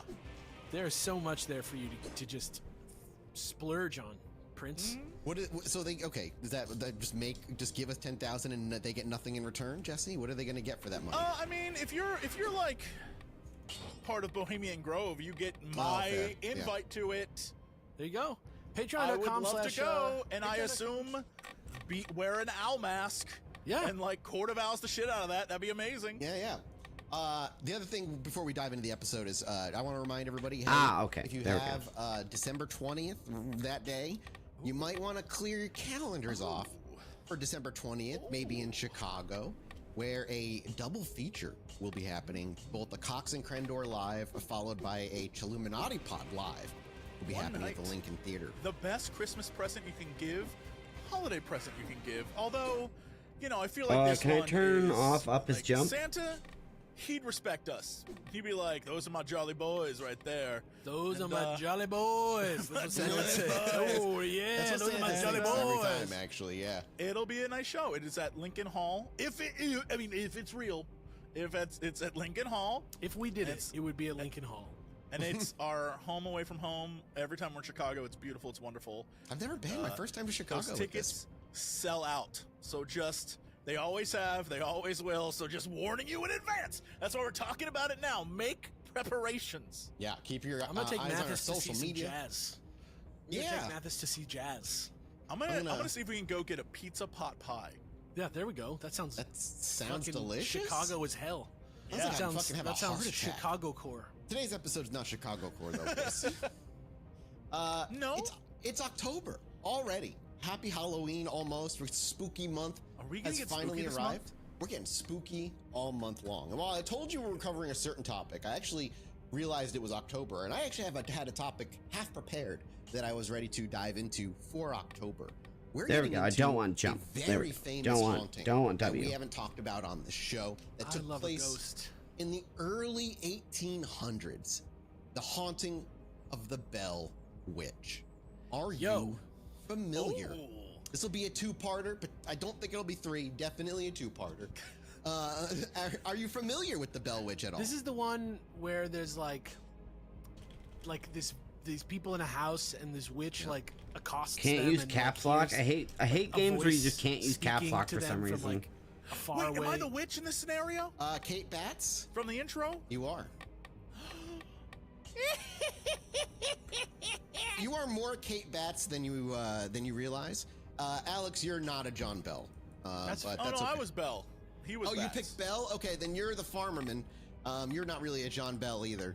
You're like Are they picking who reads Proctor. something? Kind of.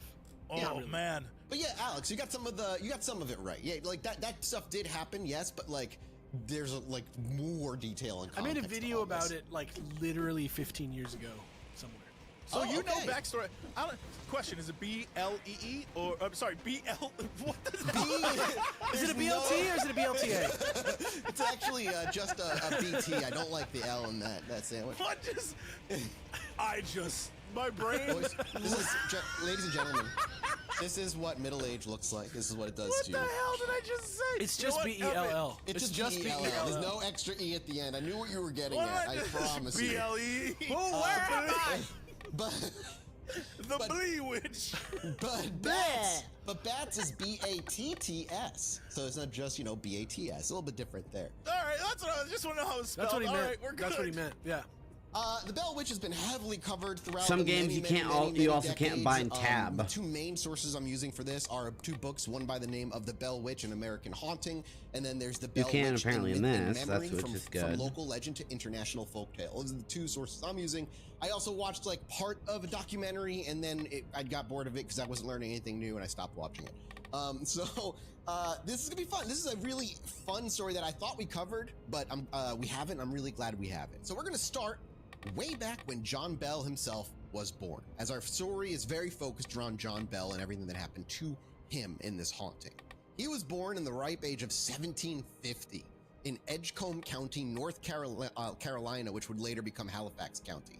And he came from a modest background at the time, growing up in a rural area during a period of colonial expanse, and his early years were shaped by the agrarian lifestyle that everybody was essentially living at that point. Fields and farms and livestock, they were just kind of settling their lives down.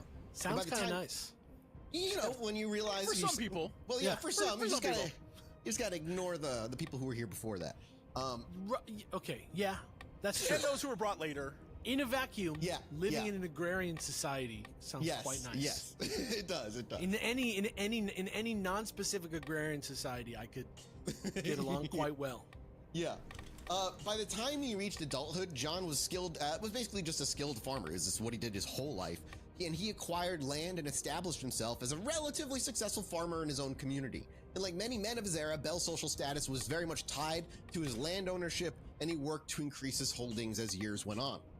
He would eventually marry a woman by the name of Lucy Williams in the late 1780s. There we go. That should be good. She was a and then when I unpause, I gotta remember to turn left and hit this bird. Williamses, known for just a good reputation. They were just like well liked in the community as far as I was not quick enough. So he was in his 30s at the time? He would have been. He was born in 1950, so in the 80s, No, he's in his 1750, and then you get she was married to her in the 1780s, so he's in his 20s.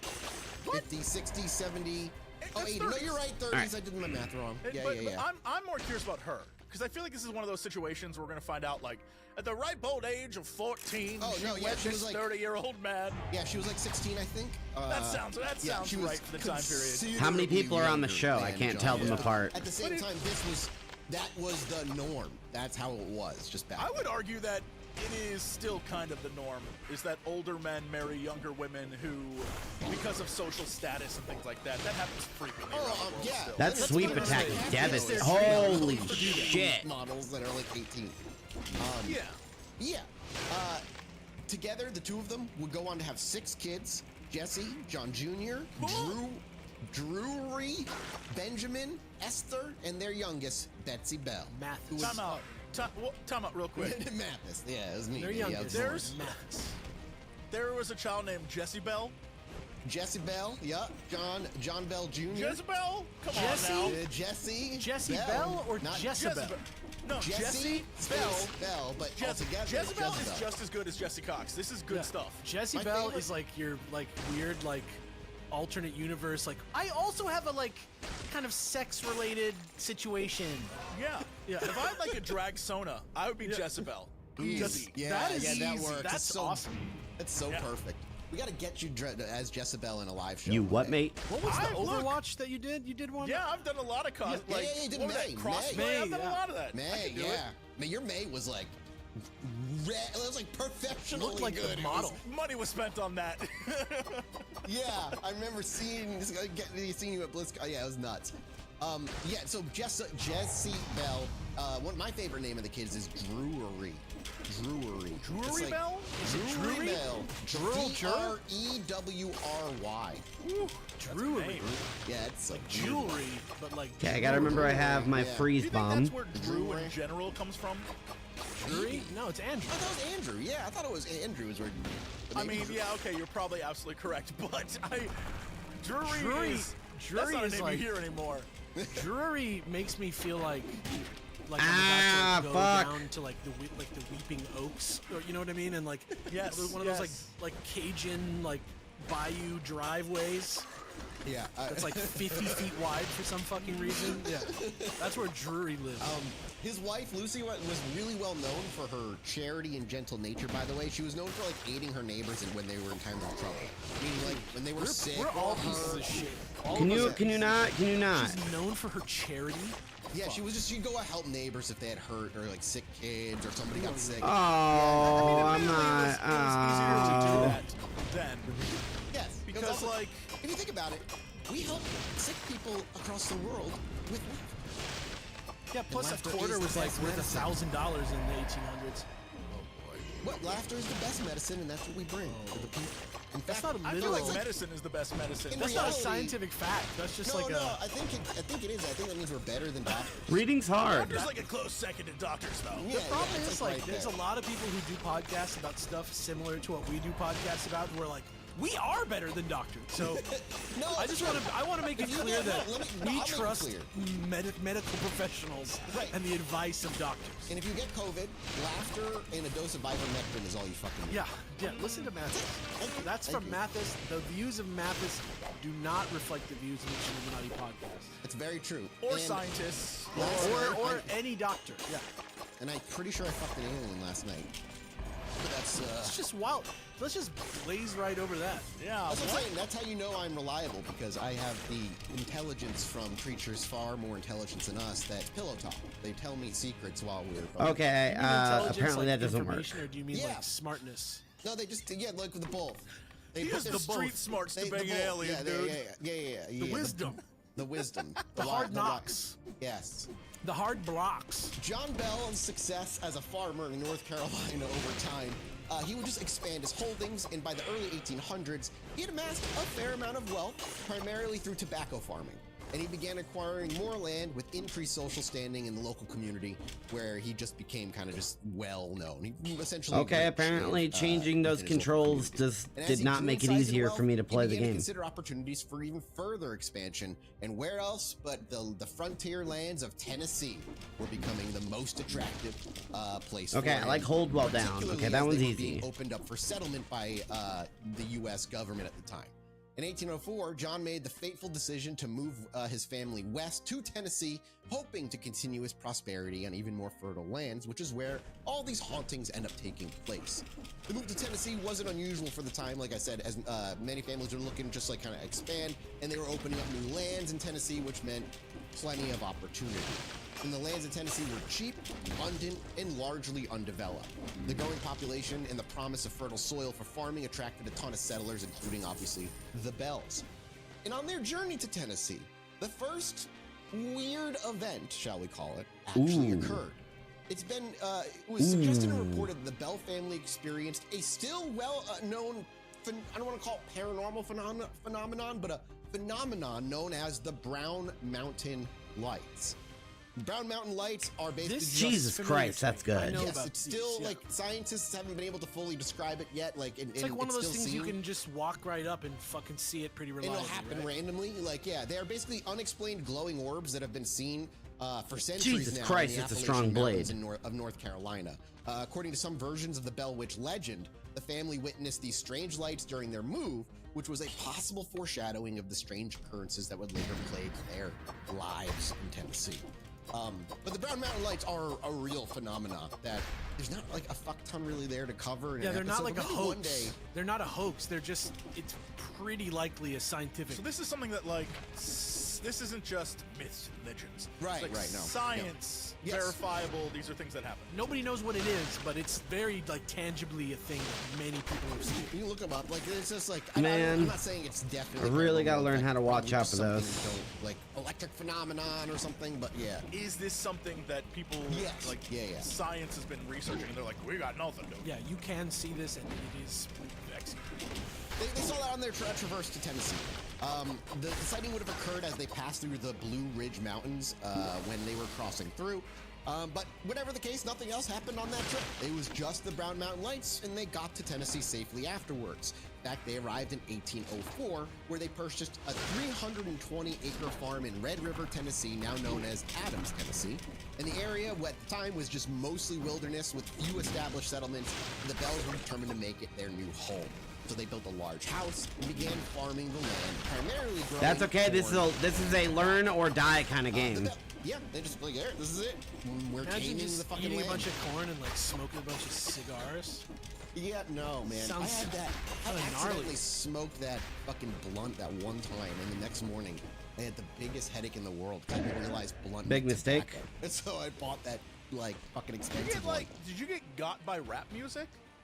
Are you like? I heard him talk about blunts, and I just assumed.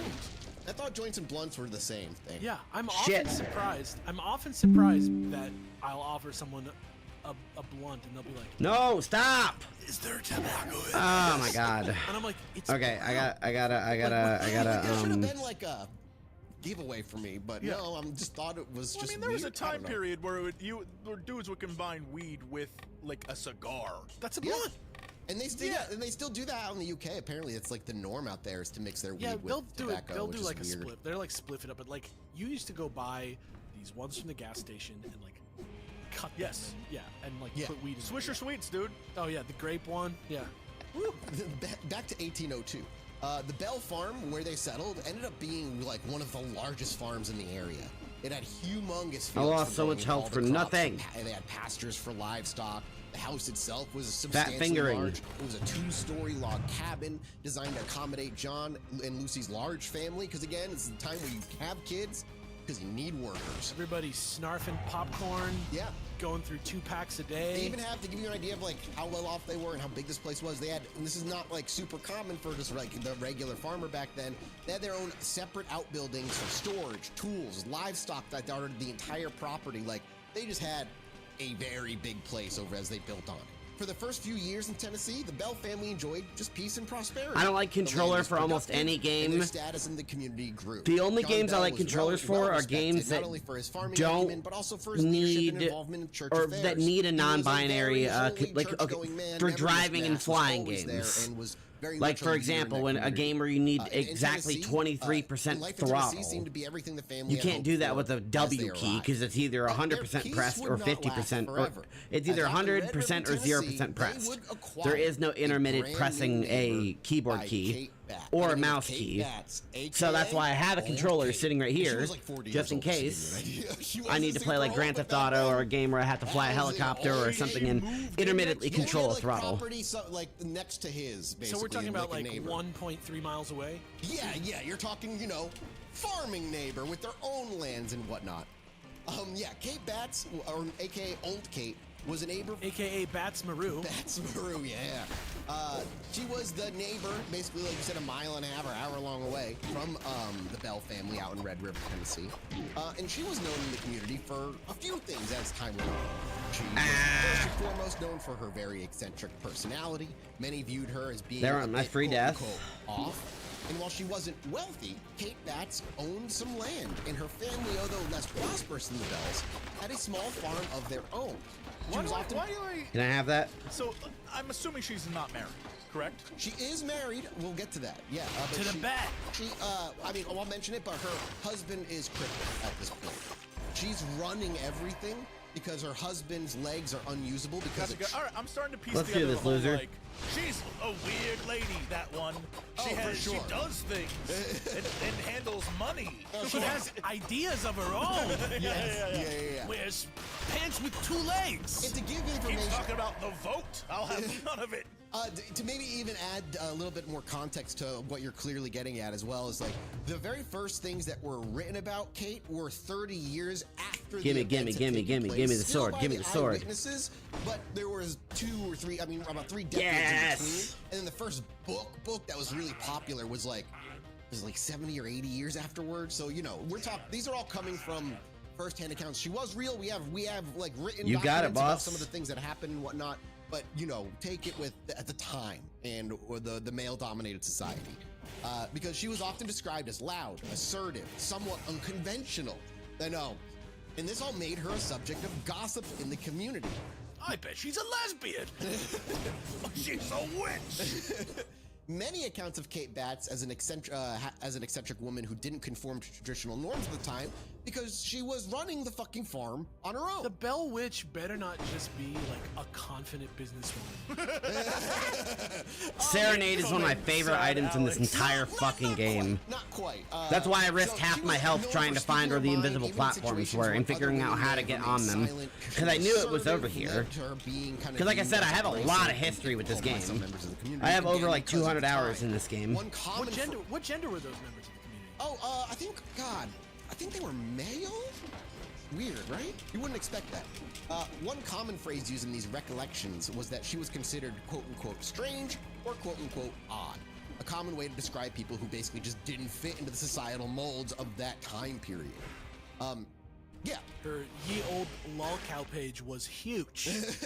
And because she was head of the farm, Kate was said to be physically stronger and more involved in manual labor than was typical for women at the time. This added to her reputation as being unusual. Does he have frost on him? Oh, yes! I'm gonna go. I got a frost serenade too. Unbelievable. Spank someone's butt. We're going. We're gonna get there because the Bell Witch is actually one of the few stories where there's an actual death due to poltergeist activity. I thought you were about to say, well, there's actually, for real, a witch, dude. No, but it's death good boy. from something bizarre. But we'll get there. Again, her being basically strong added to her reputation as unusual and quote-unquote unwomanly. Women in the area, were particularly in rural areas, were just expected to handle the domestic duties at home. But Kate obviously was outside on the farm because her husband was crippled. As he was working out on their land at one point in time, a tree fell and fucking crushed his legs, and he was unable to walk ever again. Like the local doctor, aka the woman next door, could not save him. Sadly. Also the barber and the baker, oddly enough. And the candlestick maker. Yeah, he like, it wasn't anything like weird. It was just like bad accident at a time where medicine could not do anything other than give him some wheels to roll around on. They were like, maybe we should just cut them off. Yeah. I love you, Serenade. Exactly. There was no attempt at fixing them. Like, there was just, well, maybe we could bleed you. Like, that might help. Some leeches.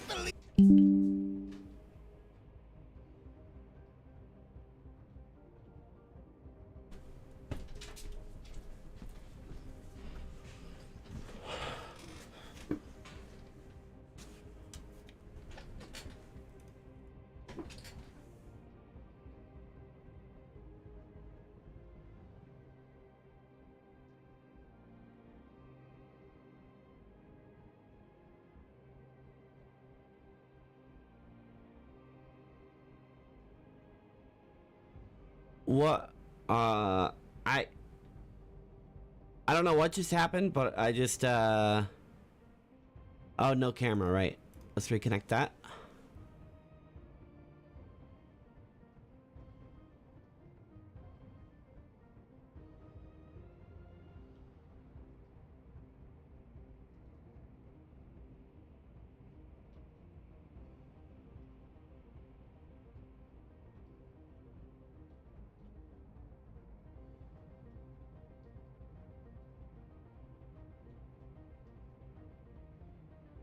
The nicest, coolest person, but also, I'm gonna turn up the music in this game because I forgot I actually really like the music in this game. She's like wokeness, like victim, like fucking Gamergate, the first Gamergate victim, the Bell Witch. Yep. Yeah. So yeah, her husband's name, by the way, was Fred. She had a couple of sons, Jack and Calvin, who were described at the time as spindly and gawky boys who didn't take to That's society. kind of rude. Those were Kate's sons. She also had a daughter, Mary, who was described as both beautiful and bright, who's barely mentioned in the story because it seems like the moment she was able to, she fucking left Kate and like the farm and just fucking I wonder if that assessment of her plus her leaving is she was kind of, societally embarrassed of her mother doing all of that. It might be. And It's so very everyone's like, possible. she's the normal one because she was like, I gotta go get married. Yeah. It's very possible. Like, I wouldn't doubt that at all. So, when people refer to her as Old Kate, this is the context simply behind Old Kate. Like, this is what they fucking mean. It was very much a derogatory term toward Kate in particular. And she was called old? Yeah, Old Kate was derogatory.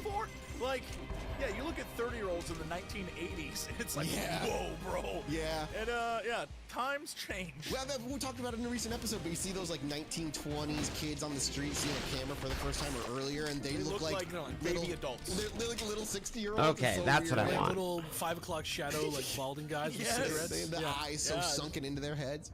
But again, like you've all been saying, the reason for her cantankerous attitude was because she was the fucking head of a family in a male-dominated society, dealing with other families, other businesses, and dealing with men also treating her like lesser than.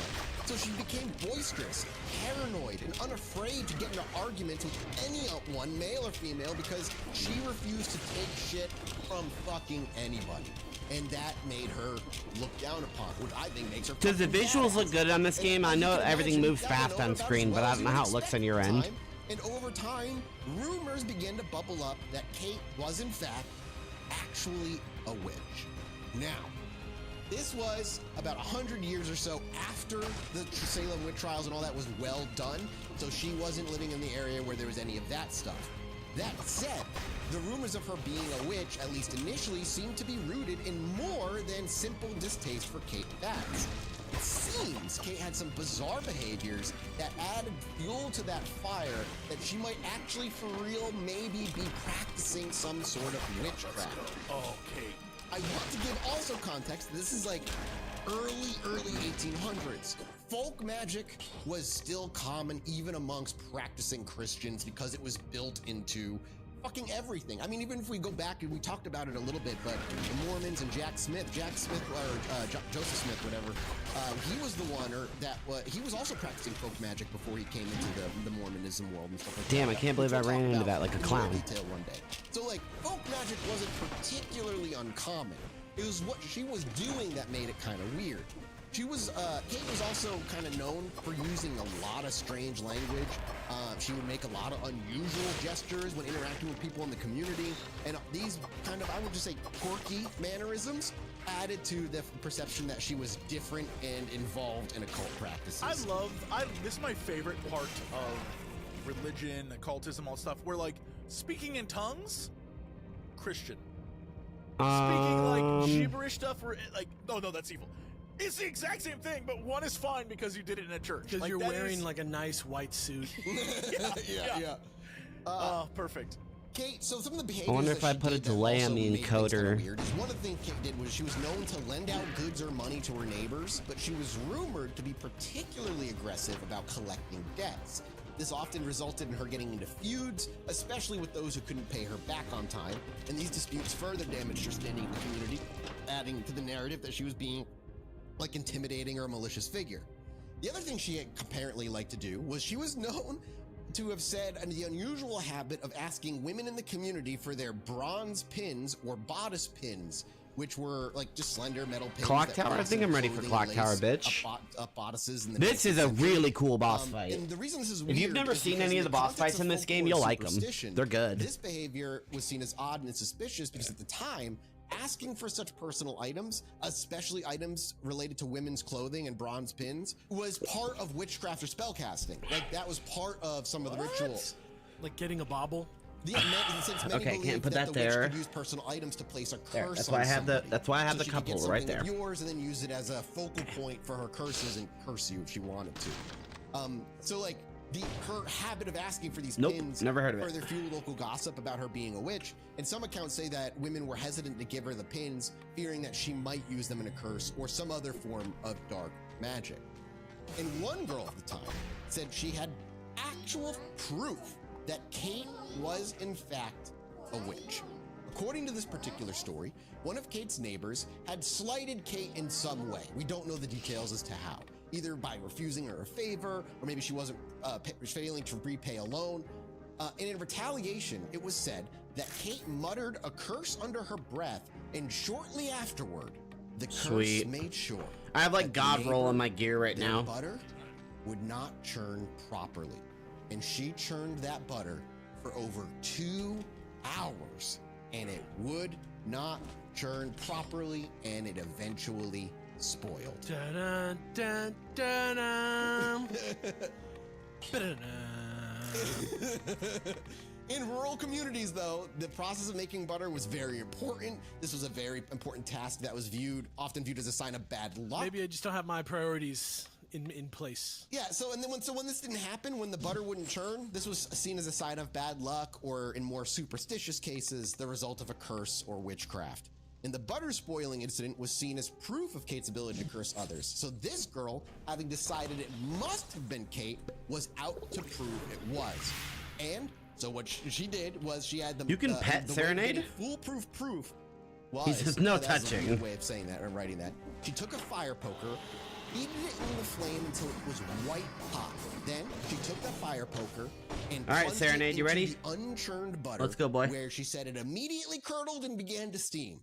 Then after she did that, she left her house and quickly made her way over to Kate's house for some reason that isn't given. And when she entered the house, she saw that Kate's hand now was also burnt, as Kate then made up, quote unquote, an excuse. Oh wait, I about have to get to the grabbing top of her the clock side tower her for the own boss. Silly fire me. poker earlier that day, and that's why there was a burn, when in fact she got burned because the fire poker in the butter supernaturally then transferred the burn through the curse to the palm of Kate's hand. So the implication is that the reason the butter wouldn't churn is because Kate's magic hands were she like summoned. I'm getting my ass kicked. Like D&D, like some sort of magical hand that was in the butter, stopping the like, Serenade, why weren't you deployed? I'm not gonna let You made me look like a fool. There and start messing up with it and screwing up all the churning, and so she just burned it, and there was burn on Kate's hand, and that was enough. So people were just fucking crazy. Nothing came of this accusation, though. People are just looking for drama at this point. This is just. What the fuck else are you doing at 18 fucking whenever? Like, what are you doing? Jacking off? I don't know. Well, going outside? That's a sin. That's a sin. Going to the West, manifest destiny, killing people that didn't deserve it. Like, there was a lot of Yeah, stuff. there's to do, a lot. man. But that's how they got the land they're on right now. They don't want to now leave that land. Instead, you're like, wait a minute. This poker burn. Wait, you have a burn. Wait, did you transfer your burn with me? Yeah, you're right. I guess he was just having a little break from the last little like level we did. All this shit going on, obviously it's hilarious, but Kate isn't completely like a perfectly innocent and good person all told. Now, again, folk magic, very common at the time. Ow! Very common at the time was slave ownership, and Kate owned slaves, as many of the people did back then. Wait, question. Well, What year is this? there went one health pack already. 1805, 1800 something. Serenade, get him. It's right around there, because the haunting starts in 1817.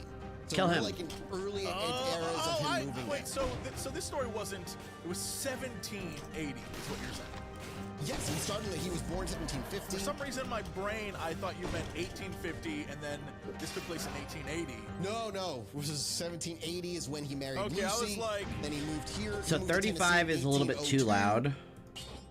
Yeah, we're not. I'm just giving you the main two characters. Yeah. Yeah. No, I just for some reason thought we were in the 1800s. Oh, good. Glad we can All right, 30's good. Yeah. So yeah, Kate obviously owned slaves, like many people did back then, which brings us right back to the Bell family and the dispute that would occur that would set all of this shit in motion and the haunting to begin. You see, obviously with her husband Fred being disabled and having one less pair of capable hands to work the farm, Kate and her family couldn't maintain the entirety of the property that they owned. It was just too much. So her goodly neighbor, John Bell, proposed that he'd pay her a sum of cash for an The guy unused narrating part sounds of like her Bionic farmland. Pig. And after a bit of bartering back and forth, what ended up being settled on was that she would trade a piece of her land for a cash loan and a slave from John. So he was loaning her money but giving her a slave instead of it just being, here's cash. He's like, okay, here you get a slave, and then I'll loan you money and you have to pay that money back. You look confused, Alex. You good? I can't rely on Serenade enough. I gotta use my skills to get through this. The full picture of the Last potion. Let's do this. Like, all this stuff's going on. 1804 or 5 at this point, but yeah. Well, yeah, but you know what I'm saying? Like, all this stuff's going on, and oh yeah, there's slaves. Yes. So I had to let that amend my understanding of this time period a little bit. Yeah.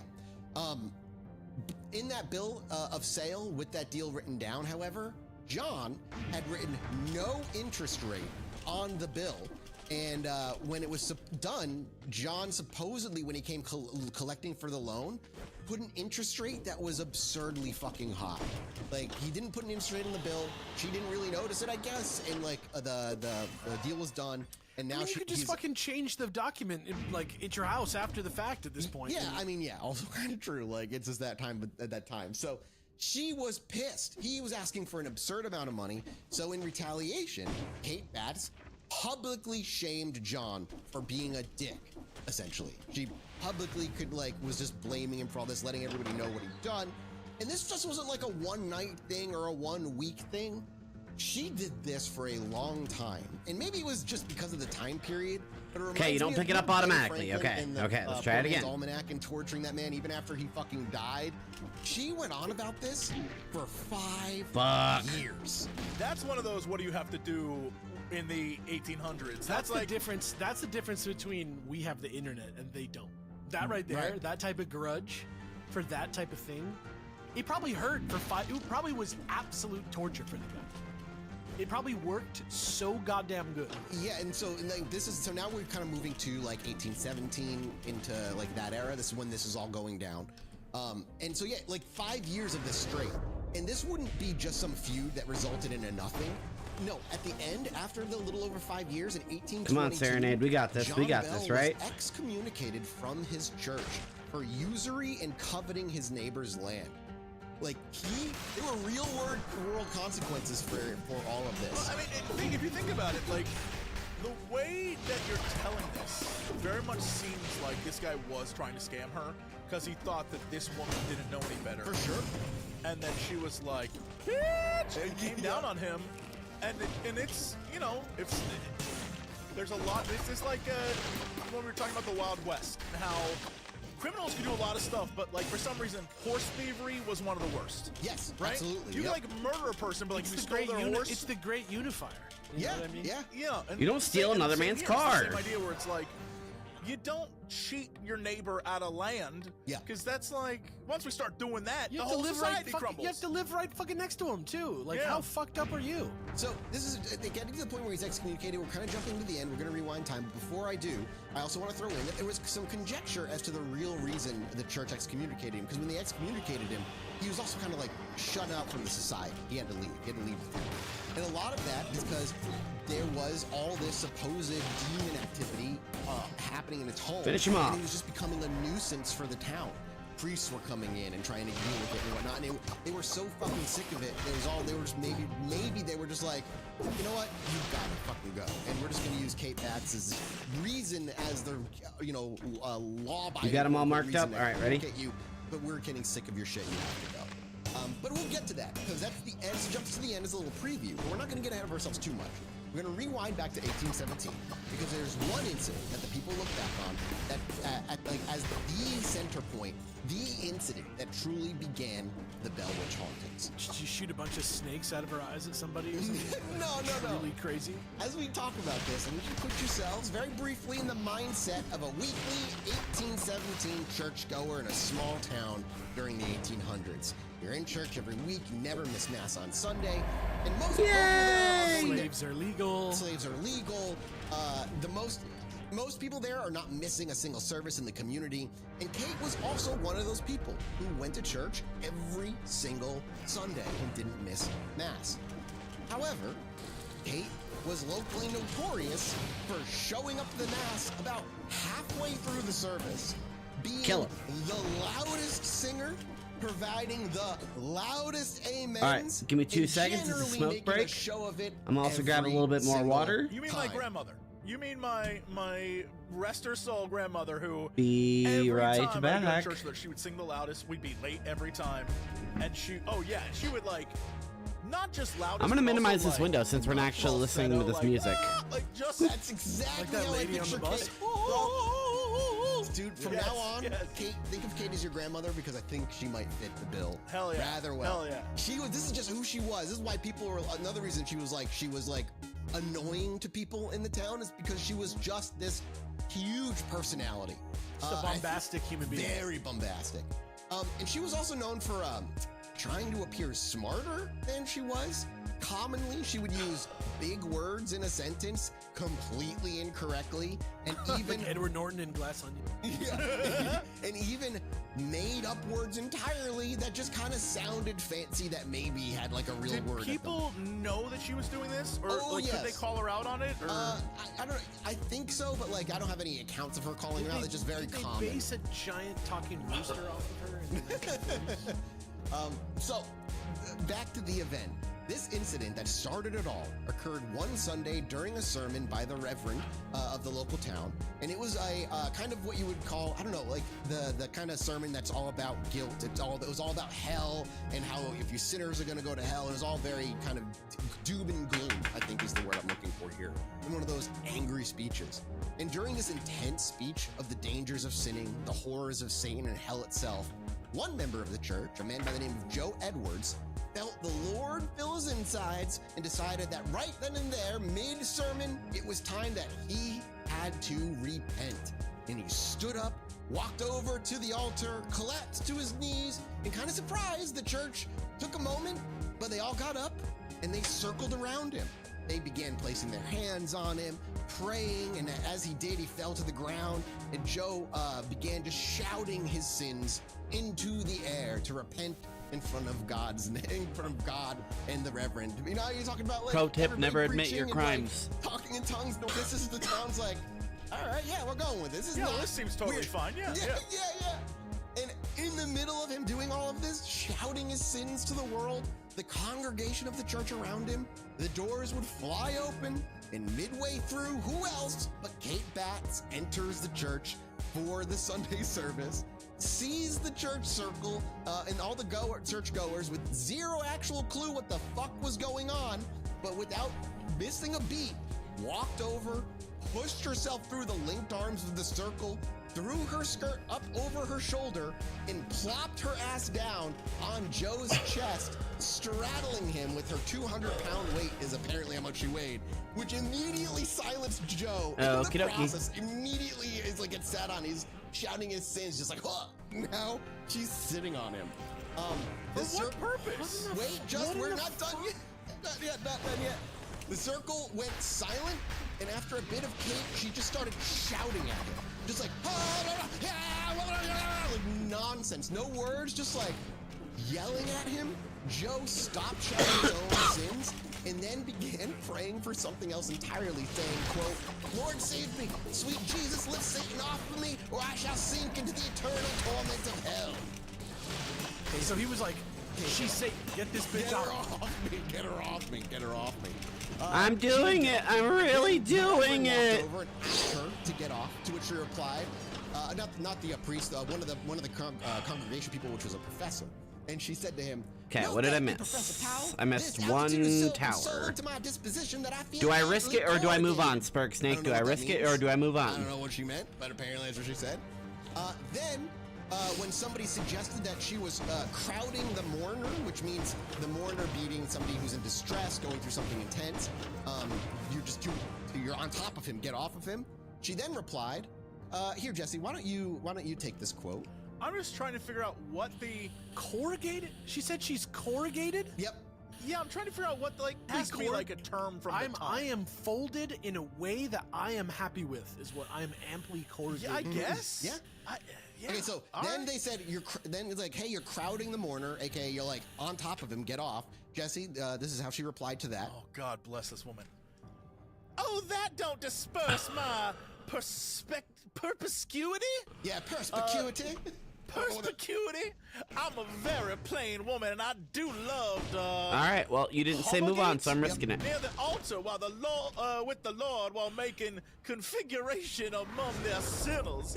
So she was homogating. She was homogating. Yeah, I don't know what the fuck that means. I don't know, man. I'm just gonna have to, like, everything she says, I'm googling. This is great.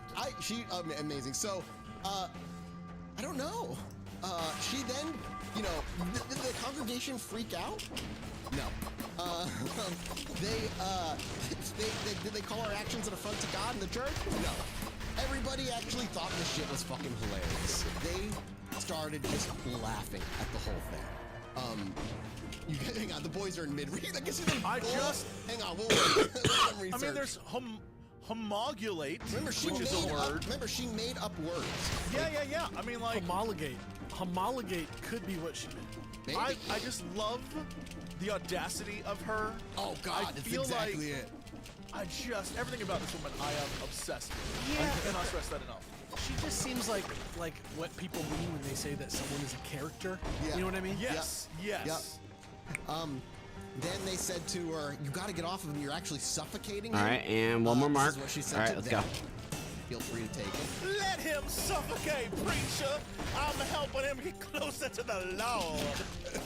I love this woman so much. And again, the congregation didn't freak out. They all started laughing. This fucking was hilarious to them, and I'm so glad to fucking hear that when I read that. Some of them, they were laughing so hard they had to step out of the church because they could not stop themselves from laughing. But there was one person in the congregation that didn't find any of this shit funny whatsoever. That person being none other than John Bell. And according to some, this is the back and forth that happened between them. Is it not enough that you belittle the worship of the Almighty by your constant lateness, woman? Must you make a mockery of a man's awakening to the light? And before you respond, she responds with an incorrect Bible quote. This is what she said. This is not a Bible quote, but she's...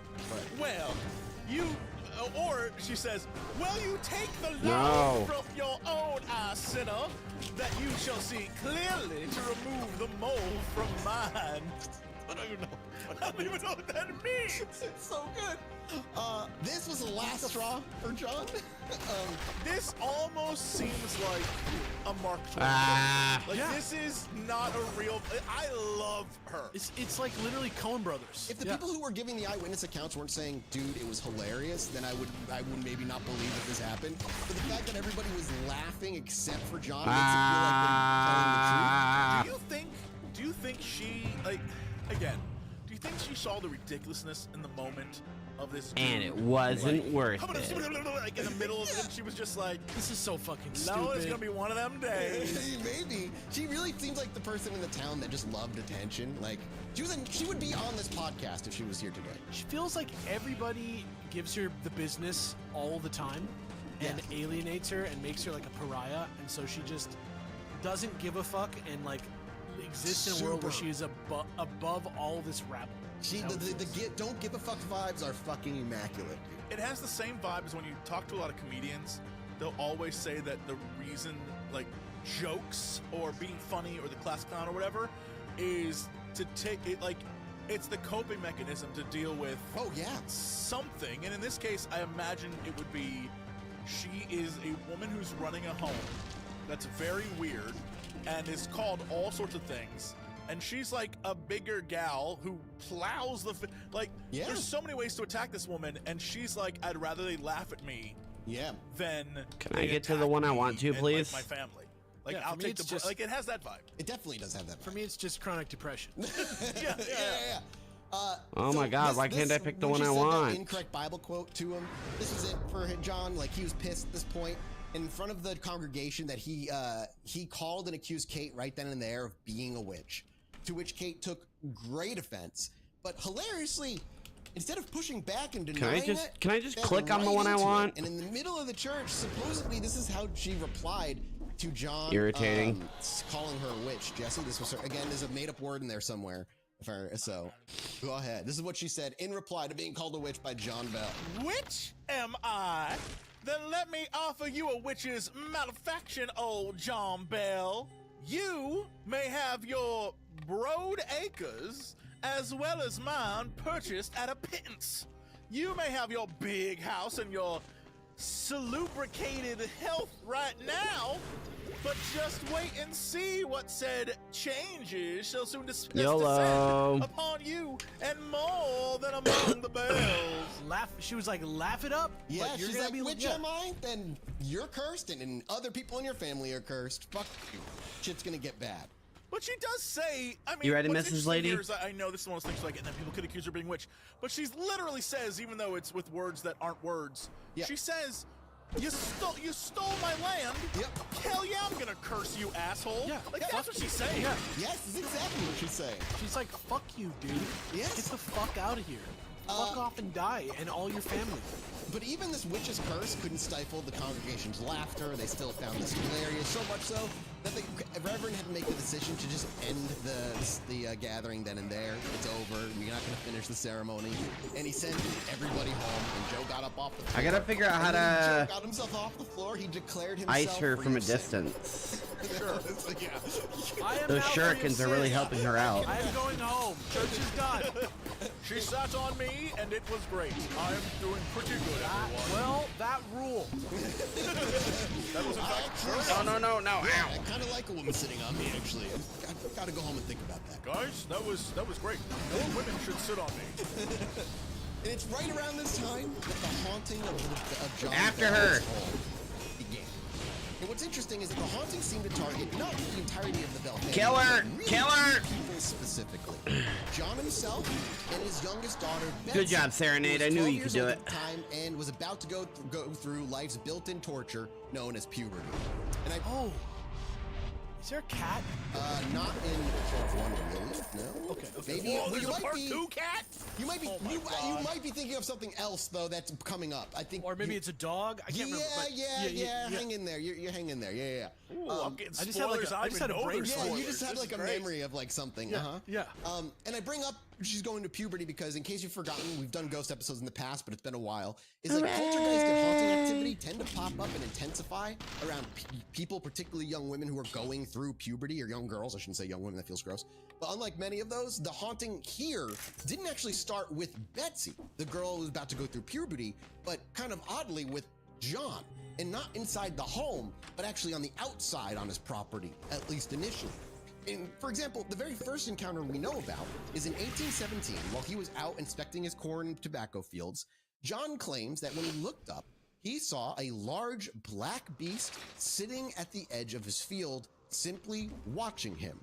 John claims that it had the body of a dog and the head of a rabbit with bright green eyes that just glared at him. Yeah, weird, like, amalgamation of animal. Dog. I've never heard of that before, but I kind of like the vibe. Yeah. Sounds like a Okay, D&D wait. monster. Say it again. A rabbit. Okay, say it one more time. A I just wanna- large black beast that was the body of a dog and the head of a rabbit with green glowing eyes. That's cool. I like that.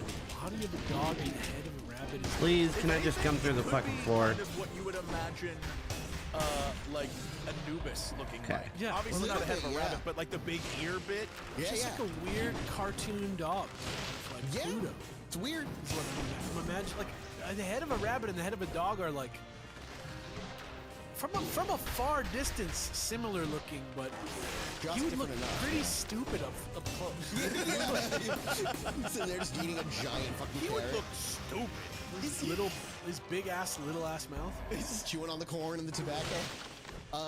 According to John, they stared at each other for a few minutes before John made the most American decision he could have made. He pulled out his flintlock pistol, shot in the face, and pointed at it and fired a shot. I'm gonna get killed here. I'm not. Tiny smoke from that flintlock pistol cleared. He says Not experienced enough with these mobs. Nowhere to be seen. That's because it was 45 minutes later. No, I think I can do it. Hey, Grum. History jokes.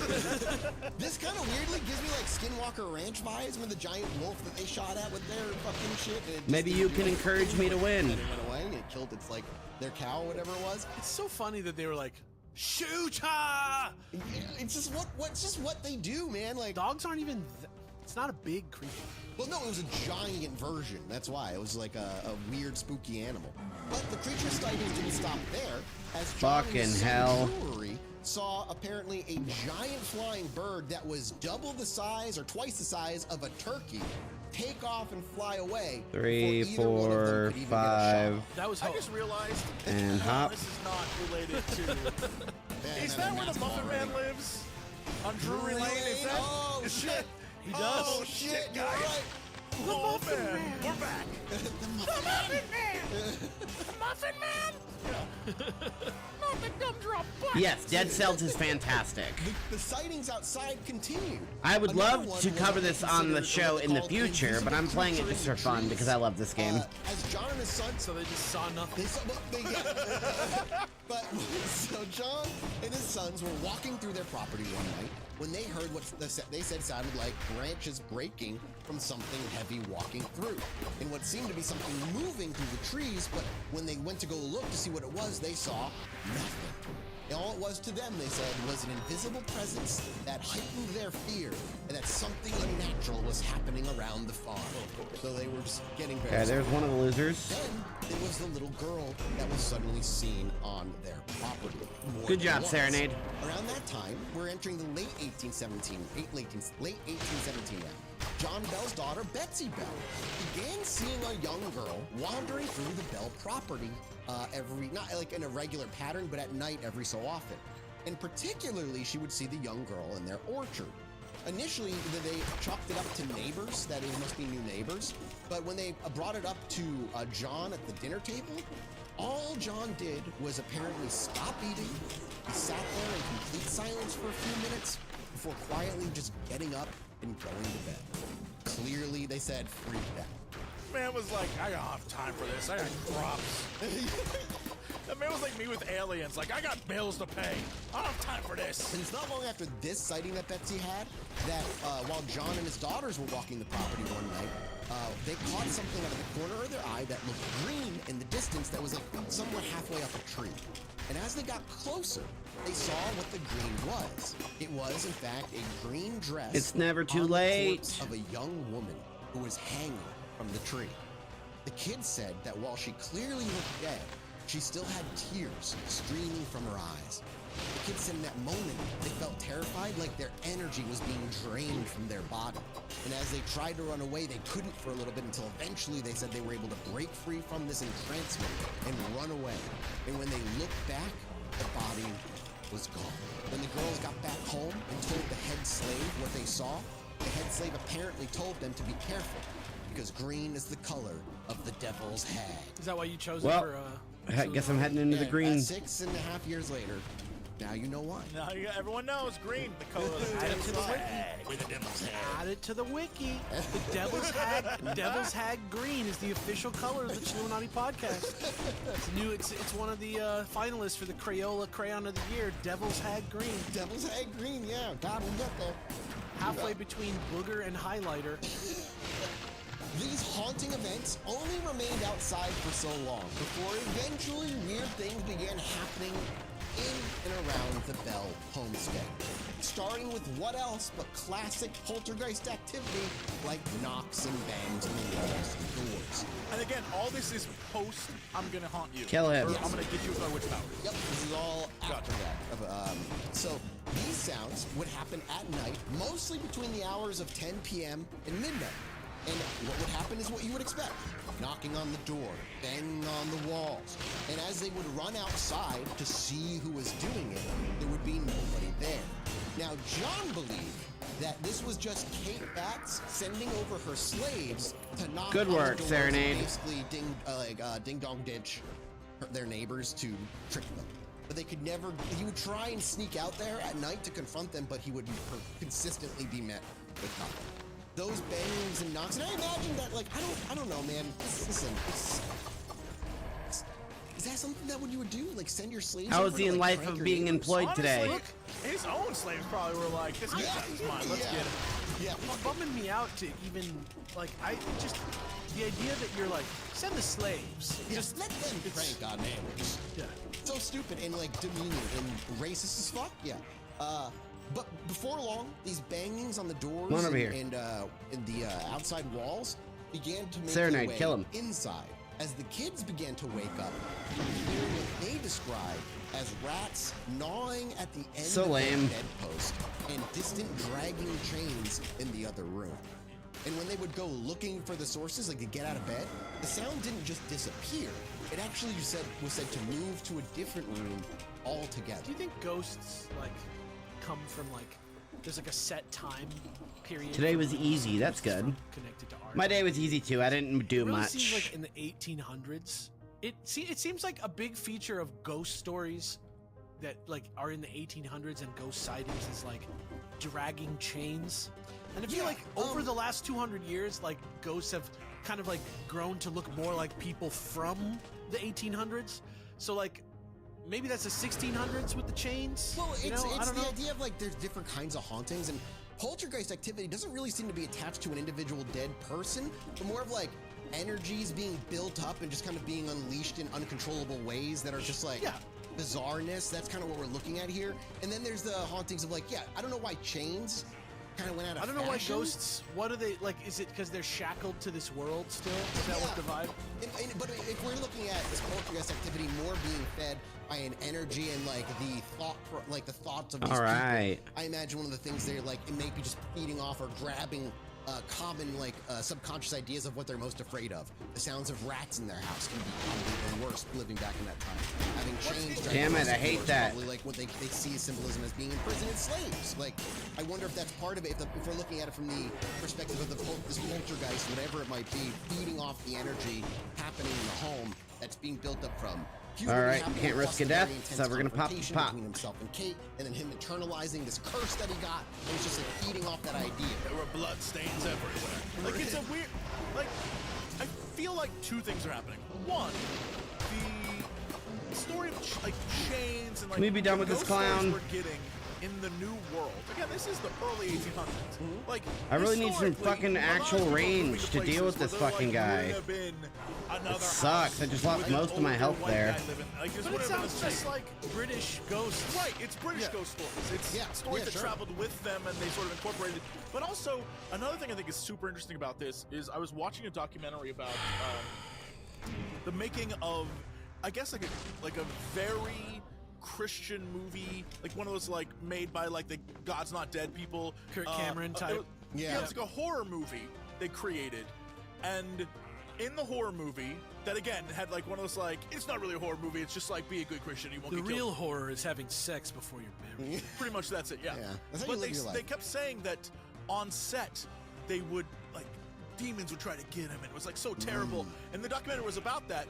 But like the big takeaway I got from that was the fact that before it started, the directors sent the cast and crew video of other documentaries about how the Omen and Poltergeist and those sets were riddled with like demonic energy. Gotta And do they're an like, episode because on we're that gonna be kind of stuff. challenging demons, expect it. And so everyone expected it built to it in. happen. Yeah, so I'm thinking that because there was the, if you want to get cursed, I'll curse you. Literally everything that could go wrong, they were like, the curse. Yeah, absolutely. Like, Plus, going for back to what I was saying, like, if chains are in your mind as something that's synonymous with ghosts, and you hear something somewhere in your house, All right, whatever it may and be, you're like, switch. could that perhaps be the chains of a ghost? Drop freeze. It's not as crazy as it sounds Run. to me now in 2024, where ghosts There we go. look like the cast of Seinfeld. Yeah. We got for Rotten Popcorn this month. It's my turn to pick a movie, but I gotta pick something very Halloween like this. We gotta do like a Halloween spooky movie this month. Halloween 3. I can't wait. Like, obviously I'll be long dead, but like, imagine it's 22:05. Yeah. And the ghost sightings are like literally someone. Oh, I was not ready for a boss. Like, Fuck. it was so weird. He had an Adidas jacket on. And these things where you pump up the shoes with a pump. It was so Finish him, Serenade. Floated away. He was drinking a cola. You think that's how he died?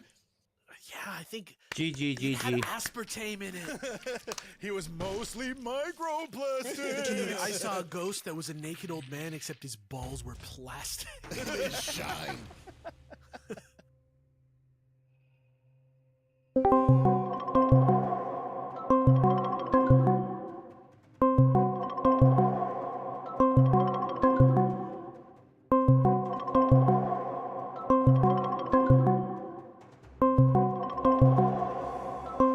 Spooky call sounds.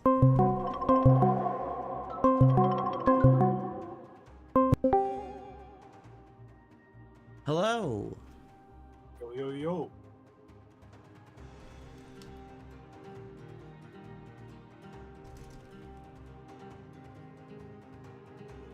Can you hear me? Yes.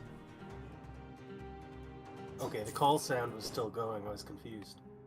Oh, that was your stream. The delay. Ah, makes sense. I'm just making the thumbnail for the stream.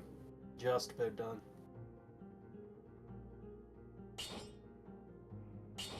Turn down the stream. There we go. No more confusion. That game looks pretty cool. What's Yeah, it Dead called? Cells is fantastic. When did that come Dead out? Cells. 2017. Looks like a pretty nice platformer. It's a fantastic platformer, roguelite, skill-based hack and slash. I'll probably have to check that out sometime. Looks pretty badass. It's tough, but it's really fun. Alright, I am happy with this thumbnail. Alright, I'm gonna wrap up this stream, so thank you everyone for joining me. I appreciate it. Appreciate it, Spurg Snake. Thanks for stopping by and commenting. Probably gonna start another stream soon playing Halo 3, so stop by for that. And until then, see you next time. Goodbye.